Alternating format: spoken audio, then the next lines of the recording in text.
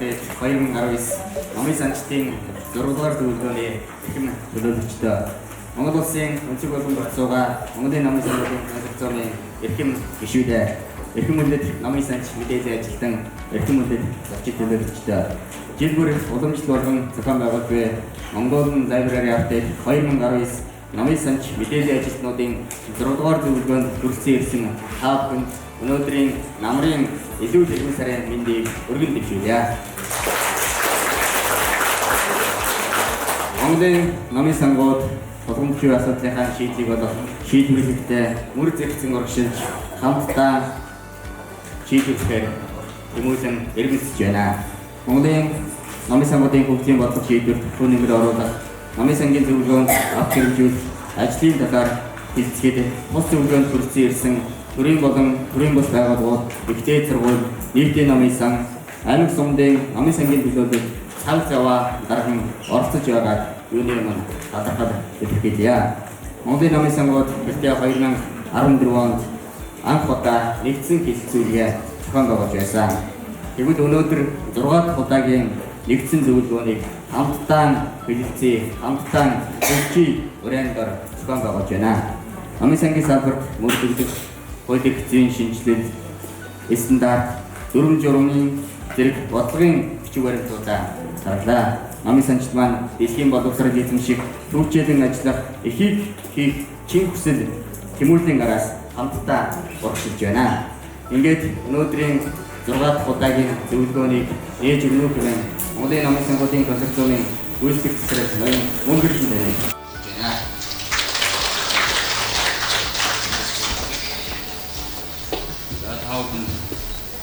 Я өглөөний хэлбэрийг энд хүрсэн ирсэн нийт гишүүдийн хүчит намын одоо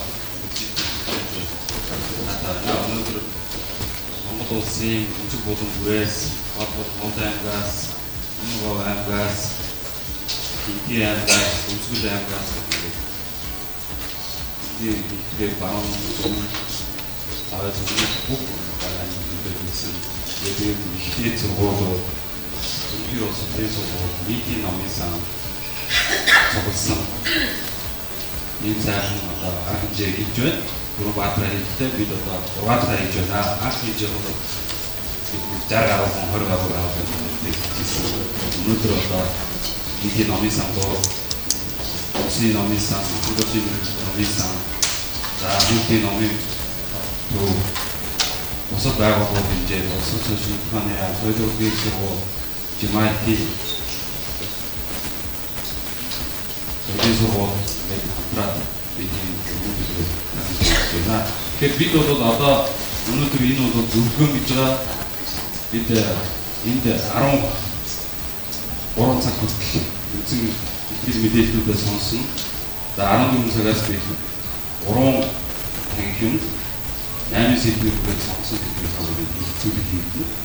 Гэхдээ энэ би ингэж болж байгаа. Бид тийм зорилго тавьж байгаа. Бид та энд ирсэн хүмүүс ямар нэгэн байдлаар цаг хугацаа зарцуулж, за мөн одоо ингээд мэдээ зөвлөж ирсэн учраас та бүхний та сонсож, хэлцэж, ярьж тодорхой үгээр гэж бодож байгаа. Тэгээд та бүхний өнөөдрийн зөвлөгөөнд амжилт хүсье. За мөн одоо энэ арга хэмжээг маань дэмжиж ажиллаж байгаа байгууллагуудаа баярлалаа. За мөн одоо хүндэт зочдоо би хэлэхэд наатай байна. Тэгээд боловсрол сошиал спортын яам ялцсан баяраа хүргэсэн байна. Эцсийн Номын сангийн захирлын эчин хордоо дарамаа хүргэсэн байна. Асуултын нэмэлт Улаанбаатар хотын Төв Номын сангийн захирал та Индра хүргэсэн байна. За Мэдээллийн сургуулийн захирал баяраа захирлаас хүргэсэн байна. Яман Мэдээллийн сургуулийн профессор Цэцэн багш маань бас үүтэй зөвлөгөө өгсөн. За одоо бид бүх төрлийн Номын сангийн төлөөлөл байгаа гэдгийг онцолж хэлсэн байна. Тэрэн дотроо мөн одоо бас гэж боддог зүйл хувийн хөвчлийн хамтад ажиллах ёстой, хамтад ажилладаг буян байгууллагаас үлдсэн бидний санаа бодлыг сонсож хэлцгэж өгсөн байгаа бодлого таатай. Ингээд зөвлөгөөний ажил амжилт хүсье. Хүчтэй хэлцэг үр дүн гаргах баярлалаа.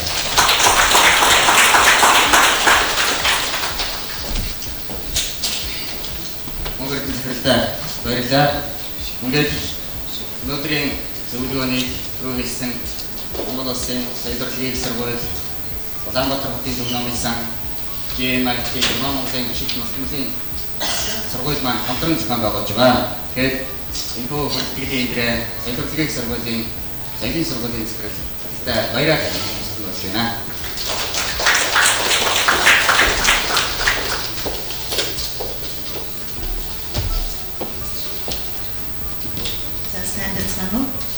Энэ заалт бол олон хүмүүс өмнө таньдаг зүс харсан ямар нэгэн хэмжээнд өдөр номынсан гэсэн энэ сайхан өргөжүүлэх холбоотой хүмүүсийг цугсан байна. Энэ учраас соёлын их сургуулийн нэрнээс та бүхэнд энэ хурдан амжилт хүсэж чилье.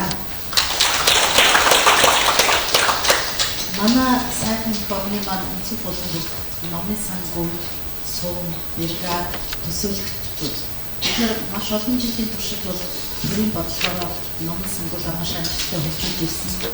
Бидний хаач үгдүнд бид нар олон улсын Крупскийн нэржид шагналыг бүхний дээрээ бичиг үсэг тайлбарсан ус үндэстэн гэж их өндөр шагнал авч ирсэн. Тэр үеийг бол бид нар бахархалтай иргэн санагдав. Өнөөдөр бид чинь одоо мэдээллийн 900 энэ дижитал технологи асар их хурдтай хөдөлж байгаа нөхцөлсөн. Өнөөдөр нийгэм соёлын орон зай өөрчлөгдөж байгаа энэ нөхцөлд номын санч маань хэн байх юм бэ? Номын санч маань юу байх юм бэ гэдэг асуулт бол яалчгүй бидний өмнө тулгарч байна. Энд бол одоо бид ганцхан сургууль юм уу? Ганцхан ажил олгогч юм уу? Хариулахгүй тийм ээ. Энд бид хамтарч ярилцаж энийг хөгжүүлэхдээ өнөөдөр Монголд хөдөлмөрийн зах зээл асар их өөрчлөгдөж байна. Ямар байдлаар өөрчлөгдөж байна вэ гэхээр зарим нь бол үнэхээр номын сан гэдэг юм бол зүрх сэтгэлээ өгсөн цөөхөн улсууд бол байна. Тэрний хажуугаар номын сан гэдэг маань бас тэр болгон эцгийнхээ хүүхдээ сургаад байдаг, дараа нь сурсныхаа дараа нь ажиллаад байдаг салбар биш болсон гэдэг ийм хашаа ойлголт бол бас манай нэг байна. Тэгэхээр энэ ойлголтыг бид нэр иргэн өөрчилж энэ салбар одоо ялангуяа улс орны хөгжил, улс орны тусгаар бүхний энэ одоо бидний амин чухал асуудалд ямар их чухал үүрэгтэй гэдгийг бид нэгэндээ бас ойлгох хэрэгтэй. Өнөөдөр бол номын санч гэдэг нь юм бэ? Зарим улсууд бол асар энгийнээр ойлгож байна шүү дээ, тийм ээ. Юу гэхээр тэр ном тараадаг, ном өгдөг одоо хүмүүсүүд нэг юм гэж хэлдэг. Өнөөдөр бол бид нар банкуд манай улсын одоо улсын номын санч маань магадгүй их сурч судалдаг юм судлаач байх хэрэгтэй байдаг, тийм ээ. Гэвч чинь ерөнхий боловсролын сургууль тэр хамтын байх хүмүүжүүлэгч одоо сургууль хүмүүжүүлэгч байх хэрэгтэй байдаг. Тэгээд сумын одоо соёлын төлөв тэр маань соёлын ажлын арга зүйч байх хэрэгтэй. Өөрөөр хэлбэл номын санч гэдэг нь нэг л нүүртэй, нэг л төрхтэй хүн биш. Энэ бол маш олон чадварыг өөртөө агуулсан ийм нарийн мэргэжлийн за тэгээд нийгэм нөлөөлөл үзүүлж чадах ийм одоо хүмүүс байгсдаг бид нар доктороо бодож бидний энэний төлөө хамтарч ажиллах хэрэгтэй байна. За та бүхэнд амжилт хүсье. Энэ гашралдаа бол энэ консорциумынхаа залуучууд бас баяр хүргэмээр энэ өөрийнхөө мэргэжилтэй өмнө ингээ энэ ажлаа хүлээгээд ингээ хамтраад ажиллаж байгаа энэ бол соёлын их сургууль талархаж энэ удаагийн хурднаас хамтын зохион байгуулагчаар оролцож байгаа. За баярлалаа.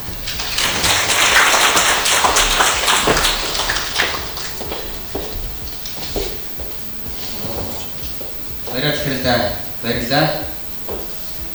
Асар хурцтай хөгжиж байгаа мэдээллийн борд дэлхийн нийтэд хөл нийлүүлэн ашиглаж байгаа энэ цаг үед номын сангийн төлөөлөлд хиндогийн даваа талыг амьдралынхаа хэв маяг болгож дэлхийн улс орнуудын номын сангаас дутгааргүй үйлчилгээг үзүүлэх уншигчдад номын сангийн бүхэл үйлчлэгийг нээлттэй хүргэхээр ажиллаж байгаа энэ цагийн төлөөлөлд та бүхэн гэдгийг бас нэмж хэлэхэд бас таатай байна. Ингээд өнөөдрийн арга хэмжээний үндсэн хэлэлцүүлэг, үндсэн мэдлэгүүдийнхаа хэлэлцлөө орын заргууны өмнө та бүхнийг бас өнөөдрийн хэлэлцүүлгээс ихийг хийсэн, ихийг угаасан маш олон шинэ хийдлүүд, шинэ үйлчлэгийг, шинэ санаа бодлыг нэвтрүүлсэн амжилттай хэлэлцүүлэг болоосоо гэдэг талаас нь бас миний зүгээс бас хүрээлж байгаамаа. За бидний өнөөдрийн Mongolian library-ийн 2019 нэгдсэн зөвлөгөөнд маань бодлогын соёл төлөвлөгөө спортын зөвлөгөөний мэдээлэл сэргэлэн дараа маань үсчихсэн байна. Энэ баяруудын ажиллагааг ингээд таны үстгэлийн мэдээлэлтэй болж байна.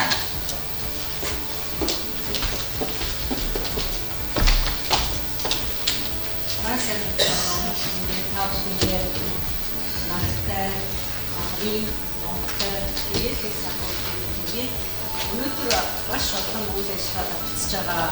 Боловсрол соёлын спортын яамны нийтдээ өдрийн үйл ажиллагаа өглөө 6 цаг 30 минутаас сүх шинжэн спортын талбар өгсөн байгаа.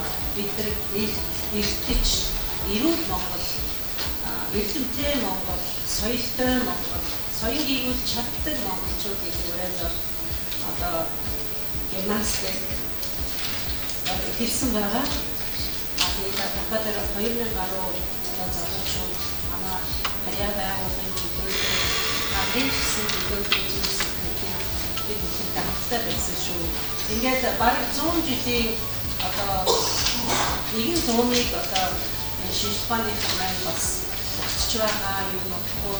Бараг 100 жил болчихсон шинжилгээний салбарыг энэ бидний анх хөдний хангаараа номын салбарын, номын сангийн санчны салбарын номтой холбоотой хамгийн ойлгомжтой шинжилгээний салбар гэдэг. Энэ салбарын маань анх удаа их хурдаа хийж байна. Төрийн урд 4 сая бас нээчээ төлөвлөлөө.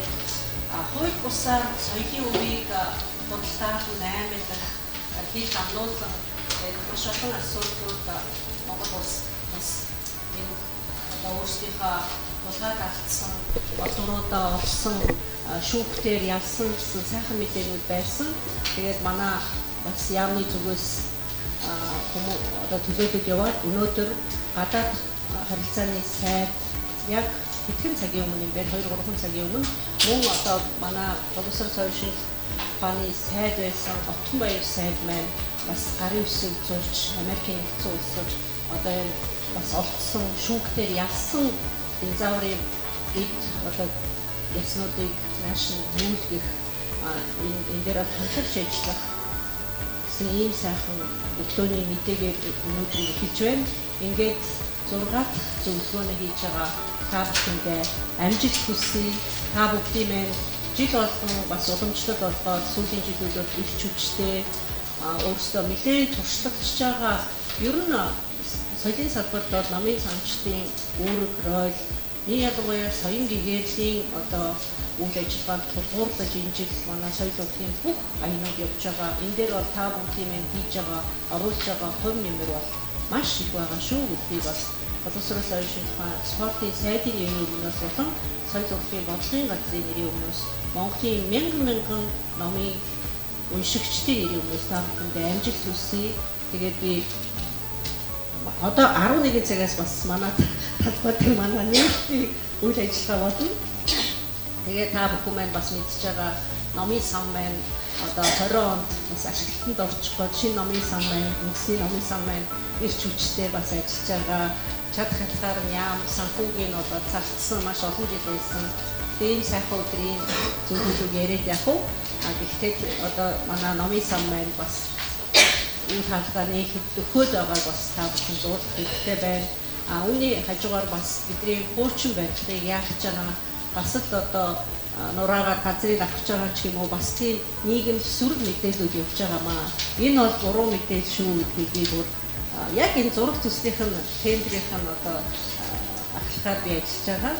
Тийм учраас энэ дээр бол яг үндсэн өнгөцөлийг гадуурлынхыг авч үлднэ. Энэ бол болоогүй байгаа. Өшөө энэ зураг төслийнх нь тендерүүд явж байна, макетинг үзэж байна, судалж байна. Гаднаас ямар зөвлөх үйлчлэгээ авч болох вэ? Харин энэ өнгө бодог дизайн гадуур талаа харагдах нь бол үнэхээр үлдээд доторх тал нь бол үнэхээр бэлтгэм шинжилгээ лаборатори та бүгдийг бас үйл ажиллагаагаа хийх судалгаагаа хийх ийм өргөө болж үлдэх юм шүү. Энийг бас та нар минь зөв ойлгож нийгэмд бас хүргээрэй. Тэгэхгүй бол бас сошиалор арай нэг сөрөгч гэж хэлдэг юм уу? Бас буруу шат жаадж байгаа юм шиг. Тэгээ номын санчт нь яагаад урдах байгаа? Соёл урлагийн бодлогын газар нь яагаад энэ дээр хариу өгөхгүй байгаа гэсэн сөрөг мэдээлүүд бид нар руу маш их дайралтууд байгаа. Тийм учраас та нар маань бидэртэй бас хамтдаа сайхан 11 давхар номын өргөөтэй болж байгаа. Бидний хайртай энэ баг их жанжин спортын холбоотой ойролцоо аагийн бүстэй байгаа. Үнэхээр амьсгаа хайрлах нь сайхан өргөө улам гоё бэхжиж цэвэрхэн болж орчин нь олон улсын стандарт хүрэх шүү гэж хэлээрэй гэж би бас энэ хэлж энийг дамжуулах гэж бас учрыг тайлбарлаж өгөх гэж ирсэн юм аа. Та нар бас зав заагаараа өнөөдөр нийтдээ албаны өдөр 4 цаг хүртэл үргэлжлэнэ. Тэнд маш сонирхолтой одоо манай 4 салбар байна. Үйл ажиллагаагаа хийж байгаа соёл бол таны зүрх сэтгэл, боловсрол бол таны сайхан амьдрал, шинжлэх ухаан бол таны оюун одоо тарих юм аа.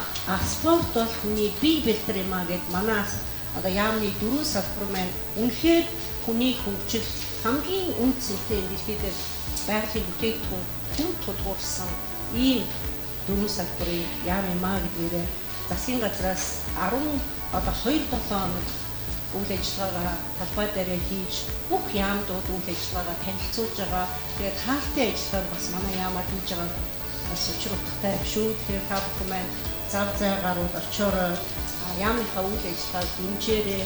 5 цаг үед хаалт нь олбоо. Тэгээд бас шинжлэх ухааны мэдлэгээ бид нар зориулсан бас сюрпризүүдийг талбай дээр бүх салбаруудынхаа нэрийн хүмүүс та нарын нэрийн хүмүүс гэсэн бас хүргэж соёл урлагийн салбар маань бас ижилхээр өвшүүлж байгаа. Өнөөдөр бас сартын уул шинжлэх ухааны хамтын гоё маш сонирхолтой үзэсгэлэн гарч байгаа. Та нар маань бас үндэсний түүхийн музейгээр ороод гараараа мөн бас номынх нь нээлт болж байгаа. Тэгэхээр өнөөдөр үнэхээр гэрэлтэй, гэрээтэй, нартай өөдрөг ийрэг ийм сайхан өдөр болж байгаа. Та нарын зөвлөгөөн ч гэсэн ийм сайхан өдөр болж байгаа мөн энэ та бүхэнд хамгийн сайн хүсье. Мөн энэ жил манай бодлогын газраас засгийн газрын мөрийн хөтөлбөрт орсон нэлээд олон хууль эрхцэн орчны одоо маш олон жил бас хүлээлт үүсэж байсан соёлын тухай багц хууль, киноны тухай хууль, анхудаа одоо мужийн тухай хуулиа засгийн газраар оруулах чинь тэгэхээр хоёр хууль маань их хурл өргөн баригдсан байгаа. Энийг даваад бас номын сангийн одоо хууль маань бас нэг өөрчлөлт болж байгаа талын болж байгаа. Тэгээд та бүхэн маань бас орлоо та бүхэн маань одоо номын сантай номын сангийн салбарт ийм хуультай байсан чинь бас та бүхэн маш олон амжилт шүү гэдгийг бас хэлбэлээ.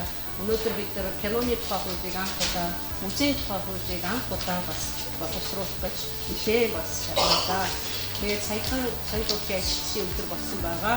Тэгээд нэг шагнал үлдсэн байр эзэн нь завгүй байсан юм шигээр учир шалтгаантай ингээд чиглэлтэй дүүгийн номын сангийн өргөөний номын санч архивын ажилтан хүндэт эрдэнэт таныг соёл урлагийг хөгжүүлэх үйл хэрэгт оруулсан хувь нэмрийг таньж Монгол улсын боловсрол соёл шинжлэх ухаан спортын яамны жуулчдын шагнал Монгол улсын боловсрол соёл шинжлэх ухаан спортын сайд Яв Баатар үлдэх гэж 2019 оны 9-р сарын 9-ний өдөр Улаанбаатар болсон.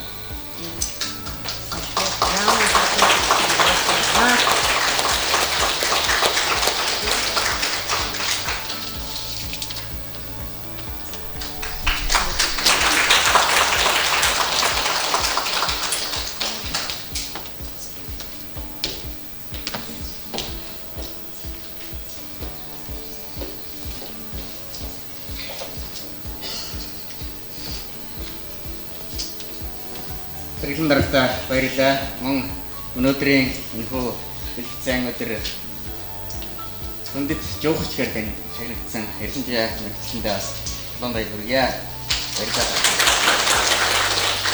Яа, ингээд өнөөдрийн нэгдүгээр хэсэг үндсэн илтгэлүүдээ өмнө оръё. За юун түрүүнд та бүхнийг бас өнөөдрийн энэхүү нэгдсэн зөвлөгөөний арга хэмжээнд амжилт хүсээд бүгдээрэнд нь урам хайрлаад халуун аслах шилтийг асуултыг 20 минут 20 секунд.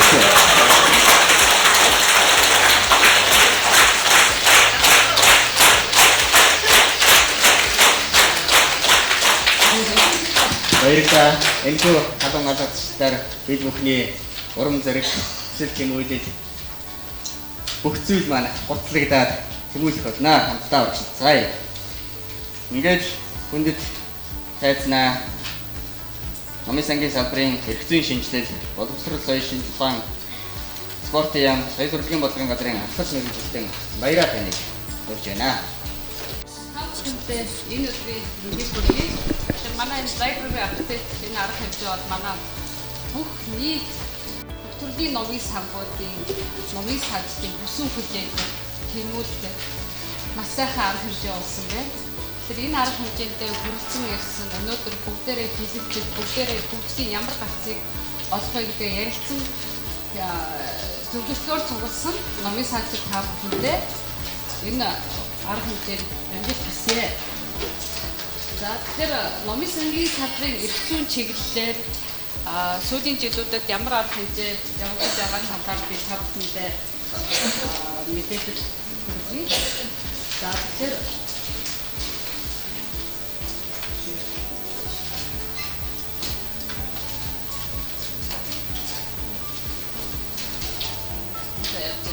хамгийн түрүүнд одоо бид хэдүүлээ юм бэ? Ямар ажил хийдэг вэ гэдгийг харъя. Тэгэхээр Монгол улсад үйл ажиллагаа явуулж байгаа нийт энэ соёлын байгууллага дотор номын сан маань 8.3%-ийг хийдэг. Үндсэндээ бид нар бол маш цөөхөлтнээ хэрнээ улс орныг соён гэгэрлэх үүсэд мэдлэгийг түгээд өөрөгт одоо маш их бүрэг үүсгдэг юм салбар юм аа. За манай салбарт одоо ажиллаж байгаа хүмүүсийн мэргэжлийн байдлыг авч үзэхэд одоогийн байдлаар бол нэг 59.9% нь бол мэргэжлийн хүмүүс ээж юм. За 40.1% нь бол мэргэжлийн бус номын санчид ажиллаж байна гэсэн статистик мэдээлэлтэй. За нийт үйлчлэгэнд бол бид нар нэг давхарцсан тоогоор 1.6 сая хүн ам үйлчлэгээ манай хүрч байна. Бид нар маш олуулаа өнөөдрийн цугласан энэ зөвлөгөөнд маань бүх төлөөлөлт маань ирсэн. Нийтийн номын сан, үйлчлэгээний номын сан, ихтэйгээс сургуулийн номын сан зүйл одоо хувийн номын сангууд одоо байгуулагдсан. Ийм олон номын сангийн төлөөлөлттэй. За тийм олуулаа бид нар ингэж ажиллахдаа нийт одоо энэ үйлчлэгээний салбарт хөдөлмөр эрхлэж байгаа хүмүүсийн 0.3% номын санг одоо эзэлдэг юм байна. Тэгээд нийт ажиллаж байгаа хүмүүсийн маань 92% эмэгтэйчүүд ажилладаг ийм салбар. За насны хувьд бол та бүхэн харж байгаа харин харьцангуй насны хувьд бол гайгүй манайд сайхан баланс барь явдаг харагдчих. 51-ээс дээш насууд ерөөсөө нэг 20%, 40-оос 50 насны ингээд 41% энэс доош нь буюу бараг 49%, бараг 50% нь бол юу гэж байгаа 40 наснаас доош насны залуучууд ажиллаж байна гэсэн юм үнэтэй. За өнөөдрийн байдлаар бол нэг 10 хүн тутамд бол нэг 63.6 одоо ботном оногдож байна. За нийтдээ бол нэг 2200 хүн тутамд бол нэг номын сан оногдож байна гэсэн статистиктэй байна. Нийт явуулж байгаа номын сангууд маань ямар варианттай байна, ямар төрлийн номын сан байгаасаа үл хамааран ийм одоо зарчмыг барьж ажилладаг. Энэ юу гэхээр зэрэг үнэн зөв бодтой мэдээллийг иргэдэд хүргэх, шуурхаа үйлчлэгээ хүргэх, ил тод үйл ажиллагааны явах. Тэгээд хамгийн гол нь бидний үйл ажиллагаа буюу мэдээллийн үйлчлэгээ маань тэгш хүртээмжтэй байх гэсэн энэ одоо зарчмыг барьж үйл ажиллагаа явуулж байна. За энэ зарчмыг бариад бид нэг хэд хэдэн үндсэн чиглэл байдаг. Энэ үндсэн чиглэлээр одоо та бүхэн маш сайн мэдж байгаа бид хүмүүсийг яс үндэс тийм ээ нас хүйс одоо янз бүрийн эрхний ямар нэг соггоос нь үл хамааран бүхэн эрхтийг шүүгчилдэг. За уншигчдыг хамгийн гол нь одоо чөлөөт цагаа зөв боловсон өнгөрүүлэх таатай орчныг бүрдүүлж бид өөрчлөлтөө үзүүлдэг. За түүнээс гадна мэдээж багш суралцагсад биедан суралцах одоо гол хөвн боллоо. За эрх зүйн орчны хувьд бид нар ямар одоо эрх зүйн орчинд одоо үйл ажиллагаа явуулдаг гэвэл хамгийн түрүүнд бол мэдээж Монгол улсын үндсэн хууль энэ маань манай улсын эцэг хууль. Энэ үндсэн хуулиас салбарлан гарсан салбарын хууль тогтоомж буюу салбарын хуулиудыг одоо гол салбарын маань бүрдүүлэх эрх зүйн баримтчүүд байдаг. За түүнээс гадна ерөнхийлөгч бол зарлах гаргана, засгийн газраас тогтоол гарч байгаа. За мөн боловсрол соёлын шинжилгээ спортын сайд болоод бусад яамны одоо шийдвэр туршлагын дагуу бид нар үйл ажиллагаанд одоо хэцүү орчин бүрдэх үйл ажиллагаа явуулдаг байна. Одоогоор одоо манай соёлын салбарт мөрдөгдөж байгаа ямар хууль вэ гэвэл сангийн тухай хууль байна, соёлын өвгийн тухай хууль байна, номын сангийн тухай хууль байна. За одоо тийм өнөөдрийн байдлаар соёлын тухай хуулийг одоо шийдэлэн найруулсан энэ 1996 онд батлагдсанаас хойш 14 удаа нэмэлт өөрчлөлт орсон байдаг. Одоо сая 8 дугаар сарын 26-ны өдөр соёлын тухай хуулийг шийдэлсэн найруулга өргөн барьсан байж байгаа. За мөн киноны тухай хууль, музейн тухай хуулийн төслийг боловсруулж одоо өргөн бариад байна. За салбарын хууль тогтоомжийн хувьд саяын хүрээнд одоо ямар эргэцэн баримтчиг өнөөдөр мөрдөглөж байна. Зөвхөн номын сантай холбоотой гэж хууль авсан энэ хэлбэр зарлиг бол 6 яаж байгаа, тогтоож 7 дандаа эргэцэн баримтчүүдийн хэлж байгаа шүү. За журам 19 яаж байгаа, дүрм 8, стандарт 18 буюу ингээд 60-аас одоо бичиг баримт манай салбарт мөрдөж байна. За салбарын номын сангийн тухай хуулийг та бүхэн маань мэднэ. Энэ хууль маань 14 оны 12 дугаар сарын 19-ны өдөр батлагдсан. За номын сангийн харилцааг анх удаа Монгол улс хуулиар зохицуулсан байж байгаа. 7 бүлэг 26 төлөвтэй. За энэ батлагдсанаас хойш нэмэлт өөрчлөлт ороогүй явж байгаа.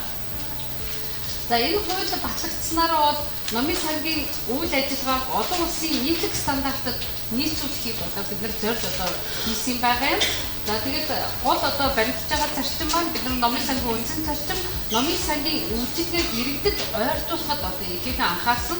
Тухайлбал зөвөрийн номын сангийн үйлчилгээ, үлийн бэрхшээлтэй иргэдэд үйлчлэх үйлчилгээ, захин үйлчилгээ гэхэтсэнгийн иргэдэд одоо хэрхэн энэ мэдээллийг ойртуулах вэ гэдгийг одоо хуульчилж өгсөн байж байгаа. За мөн сан хүндрэг тийм ээ хамгийн гол одоо бидний номын сангийн маань үндсэн хэсэг болох сан хүндрэг одоо түүнийг хэрхэн бүрдүүлэхийг тодорхой зааж өгсөн. За мөн одоо бусад улс орнд хамгийн хөргөн зүйлээр хэрэглэгдэх заавал авах хувь гэж байдаг. Энэ заавал авах хувь бол хуулийн дээр тусалж өгснөөр давуу талтай. За үндсэндээ энэ хууль маань номын сангийн салбарт бидэнд одоо тулгамдаж байгаа асуудлыг зохицуулан шийдвэрлэхийг одоо зорьсон юм хууль болсон. За зохицуулалтын хувьд бол юу яаж байгаа үндсний номын сангийн эргэцэн байдлыг бас анх удаа хуульчилж урд нь бол журмаар явж ирсэн, дөрмөөр явж ирсэн энийг бол хуульчилж өгсөн байж байгаа. Номын сангийн төрлийг тодорхой болгосон. Тэгэхээр номын сангийн 1500 гаруй номын сан маань үндсэндээ маш олон харьяалалтай. Батан хамгаалалт яамны харьяа тийм ээ. Одоо боловсрол соёлын шинжлэх спортын яамны харьяа, хөдөлмөрийн яамны харьяа, эрүүл мэндийн яамны харьяа гэдэг юм уу, орон нутгийн төвсрийн хувьд гэсэн янз янзын харьяалалтай байсан. Тэрнийг нь үл харгалзаад нэг хуулийн дор нэг малгайн дор үйл ажиллагаа хийх орчин бүрдсэн байж байгаа. За тэгээд үйлчлэгийг нь тодорхой болгосон бид түрүү хэлжтэй. За цахим номын сангийн одоо хэрхэн одоо хөргөх үйлчлэгийн талаар бас хуульчилж өгсөн байж байгаа. Сан өмнгийн бүрдүүлэлтийг бид түрүү хэлсэн ингээд бүрдүүлсэн юу. Зааж өгсөн. Тэгээд хууль маань батлагдлаа. Хууль батлагснаас хойш ямар үйл явцсан бэ? Ямар шийдэл явсан бэ гэдгийг бас товчхон та бүхэндээ мэдээж хүргэе. Тэгэхээр одоогийн байдлаар бол номын сангийн тухай хуулийн нэмэлт өөрчлөлт орох хуулийн төслийг бол 8 дугаар сарын 16-ны өдөр боловсрол соёлын шинжилгээ спортын сайд Баатар бэлэг Улсын их хурлын дараа зандан шатар өргөн барьсан байж байгаа. Энэ хуулийг дагалдаад манай номын сангийн тухай хуулиар нэмэлт өөрчлөлт орсон. За энийг өргөн барьсан байж байгаа. За түүнээс гадна 2015 оны 7 дугаар сарын 9-ний өдөр Монгол улс олон улсын Марракешийн гэрээнд нэгдсэн байж байгаа. За тэгэхээр олон улсын гэрээ хэлэлцээр нэгдэн гэдэг маань хуулийн төвшөнд яг хуультай ижил төвшөнд хууль гэж үзэж одоо хэрэгжлийг та бүхэн мэдэж байгаа. Тэгэхээр энэ бол бас нэг хууль батлагдсан гэж шүү. Энэ Марракешийн гэрээ маань одоо харааны бэрхшээлтэй болон одоо хэвлэмэл бүтээлийг уушгах тийм хязгаарлалт иргэдэд тэр хэвлэл бүтээлийг хүртээмжтэй болгохыг л одоо эрхцэн орчныг бүрдүүлсэн юм олон улсын гэрээ хэлцээр байгаа. Тэгэхээр үндсэндээ бол манай салбар дээр бол хоёр үндсэн юм хууль хэрэгжиж байна гэсэн. За хууль батлагдлаар дагаж мөрдөх дөрвөн журмууд батлагддаг. За тухайлбал засгийн газрын тогтоолоор бол 2015 онд улсын болон орон нутгийн одоо номын сангийн одоо сан хүндрийг байгалийн гамшиг болон одоо бусад аюулын үед нүүлэн шийдвэрлэх журмын засгийн газрын тогтоолоор батлсан. За мөн боловсрол соёлын шинжилгээ спортын сайдын шийдвэрээр номын сангуудыг нийтэд нь одоо удирддаг номын сангийн мэргэжлийн зөвлөлдөх, эдмийн зөвлөл гэж байгуулагдсан гэж заасан байж байгаа. Энэ хоёр зөвлөлийг ажиллах журмыг 2015 онд баталсан одоо энэ мөрдөж байна. За түүнээс гадна мэдээж одоо толгой номын сангууд болох үндэсний номын сан, хүүхдийн төв номын сангийн 4 одоо бүтцийг шинжилсэн байж байгаа. За мөн сайдын шийдвэрээр 2016 онд номын сангийн сан хүндрийн бүртгэл тооллогыг хийх журмыг баталсан. За өнгөрсөн онд өөрчлөлтийг дэмжих журмыг баталсан. Тэгэхээр ерөнхийлөгчийн зарлиг байдаг номын баярыг улс орон даяар одоо тэмдэглэх юм зарлиг байдаг. Тэгэхээр тэрийг улс орон даяар тэмдэглэхийн тулд бид нар уншлах гэдэг маань зөвхөн нэг номын санчийн ажил бишээ. Энэ бол бүх нийтийн үйл ажиллагаа юм а. Орон нутгийн засаг дарга, удирдлага, хэлэлцэх гэх сургууль тийм ээ. Бүх нийтээрээ л энэ уншлагыг түгээн дэлгэрүүлэх ёстой гэдэг талаас нь бид нар солонгосын одоо уншлагыг нийтийн уншлаг болон номын сангийн тухай хууль гихмичлийн эрх зүйн бичиг баримтуудыг судалж байгаа. Өөрчлөлтийг дэмжих журмыг энэ хуулийн дагуу баталсан байж байгаа. За мөн хүртээмжтэй болгохын тулд зөвөрийн номын сангаар аслагдсан нутаг дэвсэлд ажиллаж амьдарч байгаа ард иргэдэд номын сангийн үйлчлэгийг хүргэх зөвөрийн номын санг ажиллах журмыг чинь баталсан байгаа. Гихмичлийн ийм одоо шинээр хууль дүрмүүд одоо батлагдсан. За тэгэхээр энэ хуулийг номын сангийн хуулийн номын сангийн тухай хуулийн нийгэмд өөрчлөлтийг оруулсан гэсэн энэ дээр ямар өөрчлөлтүүд орж ивэ гэдгийг би стартанд танилцуулах гэж байна. За энэ дээр юу гэхээр зэрэг хамгийн гол бидний барьсан гол концепцод хүүхдийг бага наснаас нь уншуулж сургуул ирээдүйд Монгол оюуны болоод хөрөнгө оруулалт хөгжлийн маш том одоо номын сангийн оруулах үүрэг юм аа. Тэгэхээр хүүхдийн номын санг бол бид улс нэгдүгээр авч үзэж багаас нь ширээний ард сургалт, номтой харьцаж сургалт, ирээдүйн улс орноо ухаантайгаар удирдах тэр хүмүүсийг удирдахад номын сангийн үргэлж хамгийн чухал юм аа гэдэг энэ концепц гаргаж ирсэн. Ингээд хамгийн түрүүнд бол юу гэж хэлэх зэрэг 1-16 насны хүүхдийн уншлагын үйлчлэгийг үн төлбөргүй болгох заалтыг бол энэ дээр оруулж өгсөн байж байгаа.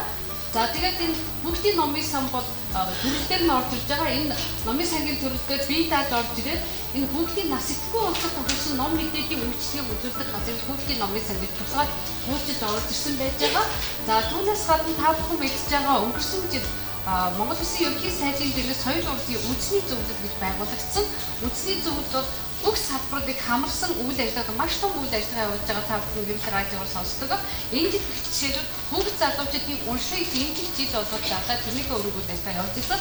За тэгвэл энэ үндэсний зөвлөлөөс бид нэр салбарлаад номын сангийн үндэсний зөвлөл гэдгийг бас байгуулах нь зөвшөө юм аа гэсэн энэ заалтыг оруулж өгсөн байж байгаа. За энэ зөвлөлийн ажиллах тэр зөвлөл нь бол төрийн захиргааны төв байгуулагдаад одоо ажиллана гэсэн энэ заалтыг оруулж өгсөн байж байгаа. За мөн одоо энэ 24-ийн 1 заасан зарлыг төр хариуцнаа. За манай номын санч хэлээрэй. Бид нар хамгийн дуртай зал 24-ийн 1 ямар заалт гэдэг вэ? Сангуужилт. За би бүр орчуулж өгье.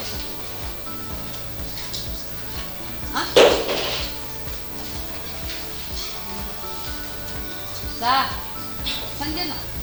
За тэгвэл одоо за тэрийг та нар бүгд хараа нэгдүгээр одоо за тэрийг бид түрүүлсэн 24-ийн 1 гэсэн байж байгаа. За тэрэн дээр юу гэхээр зэрэг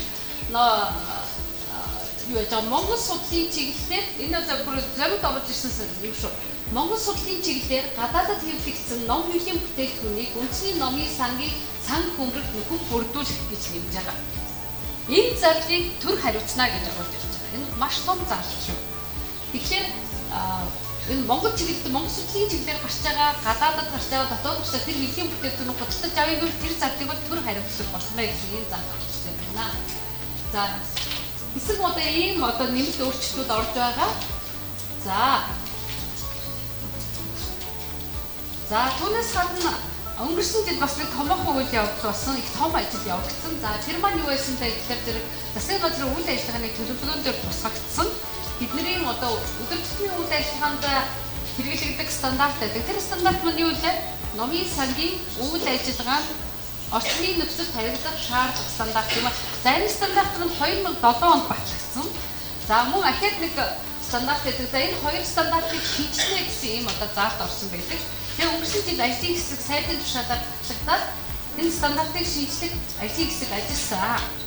За ингэж ажлын хэсэг маань ажиллаад үндсэндээ бол 7 стандартыг олон улсын стандартыг орчуулсан маш богино хугацаанд манай ажлын хэсэг амжилттай ажиллаад Номын сангийн орчны стандартыг хийхин тулд мөн одоо ихтэй сургууль нийтийн номын сан гэдэг эрсдлийн үнэлгээг хийгээд энэ стандарт нэвтрэхэд энэ 7 оноос хойш 12 жилийн 11 жилийн турш тийм ээ ямар хэрэгшээл юу тусгарч байна вэ?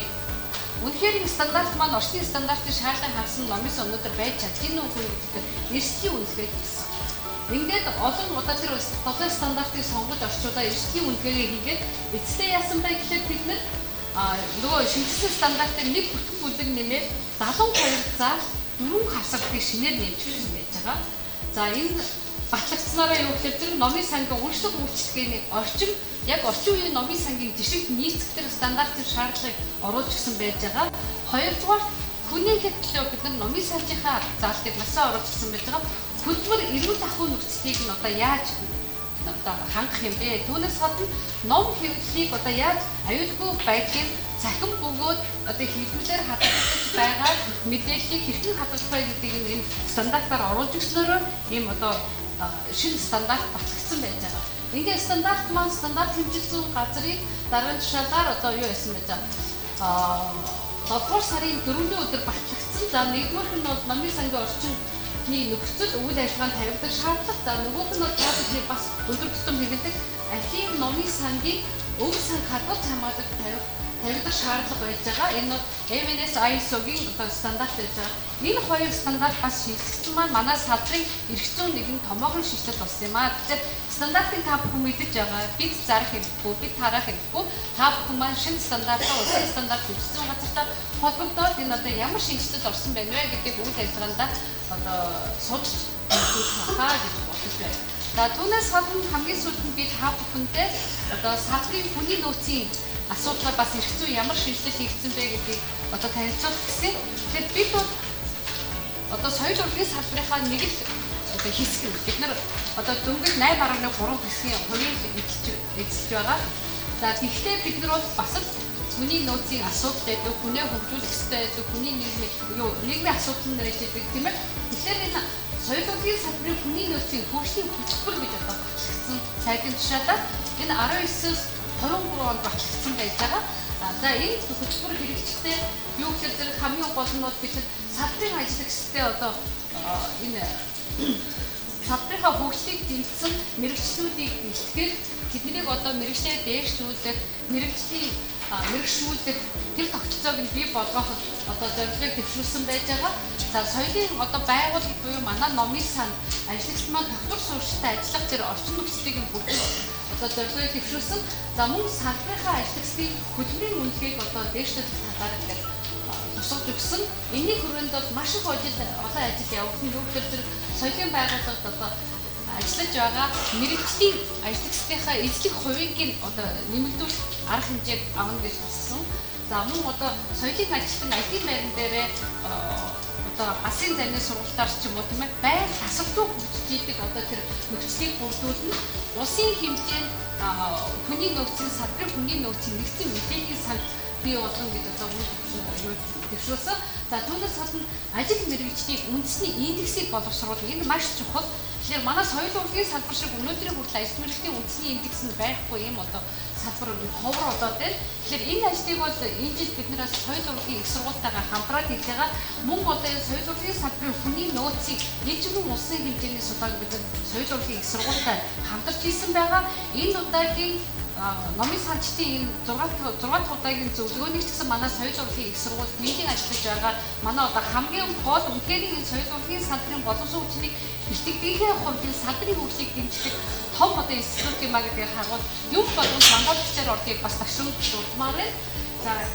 За гуравт нь хамгийн сүүлд нь бид нар соёлын ажилтны мэргэжил сургуулийн кредит системийг хэрэгжүүлнэ гэж одоо заасан. Энийг та нар гайхаж магадгүй. Одоо яг энэ цаг үедээ манай соёл урлагийн их сургуулийн номын санчдын курс явж байгаа.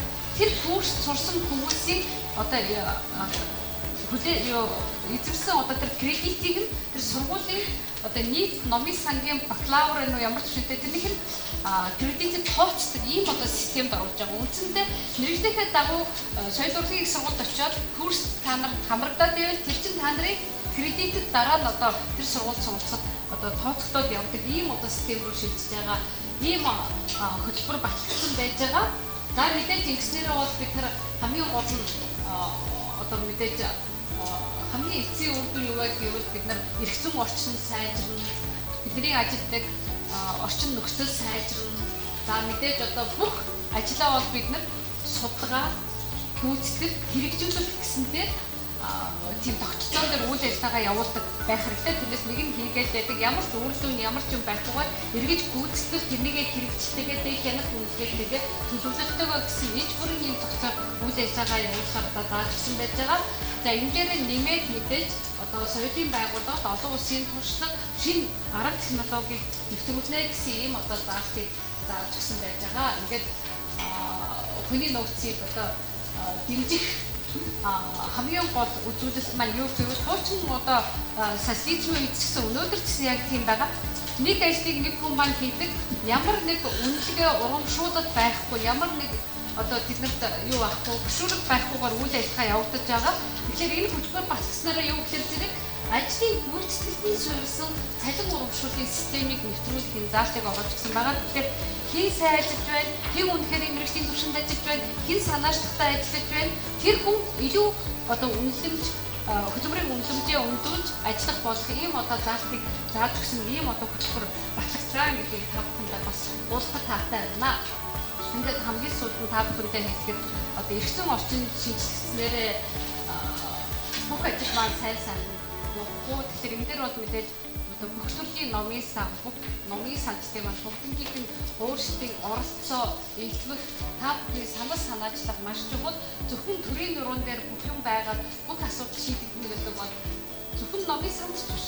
Бүх салбар тэр ойлгомжгүй, тэр хэзээ ч бүтчихгүй асуудал. Тэгэхээр та бүхний ингэж нэгдэж ажиллаж одоо төрийн хүрч чадахгүй байгаа, төрийн амжихгүй байгаа, төрийн одоо бүрэн төгсөөр шийдэж авахгүй тэр асуудал болгон дээр бүгдийн чинь оролцоо маш чухал.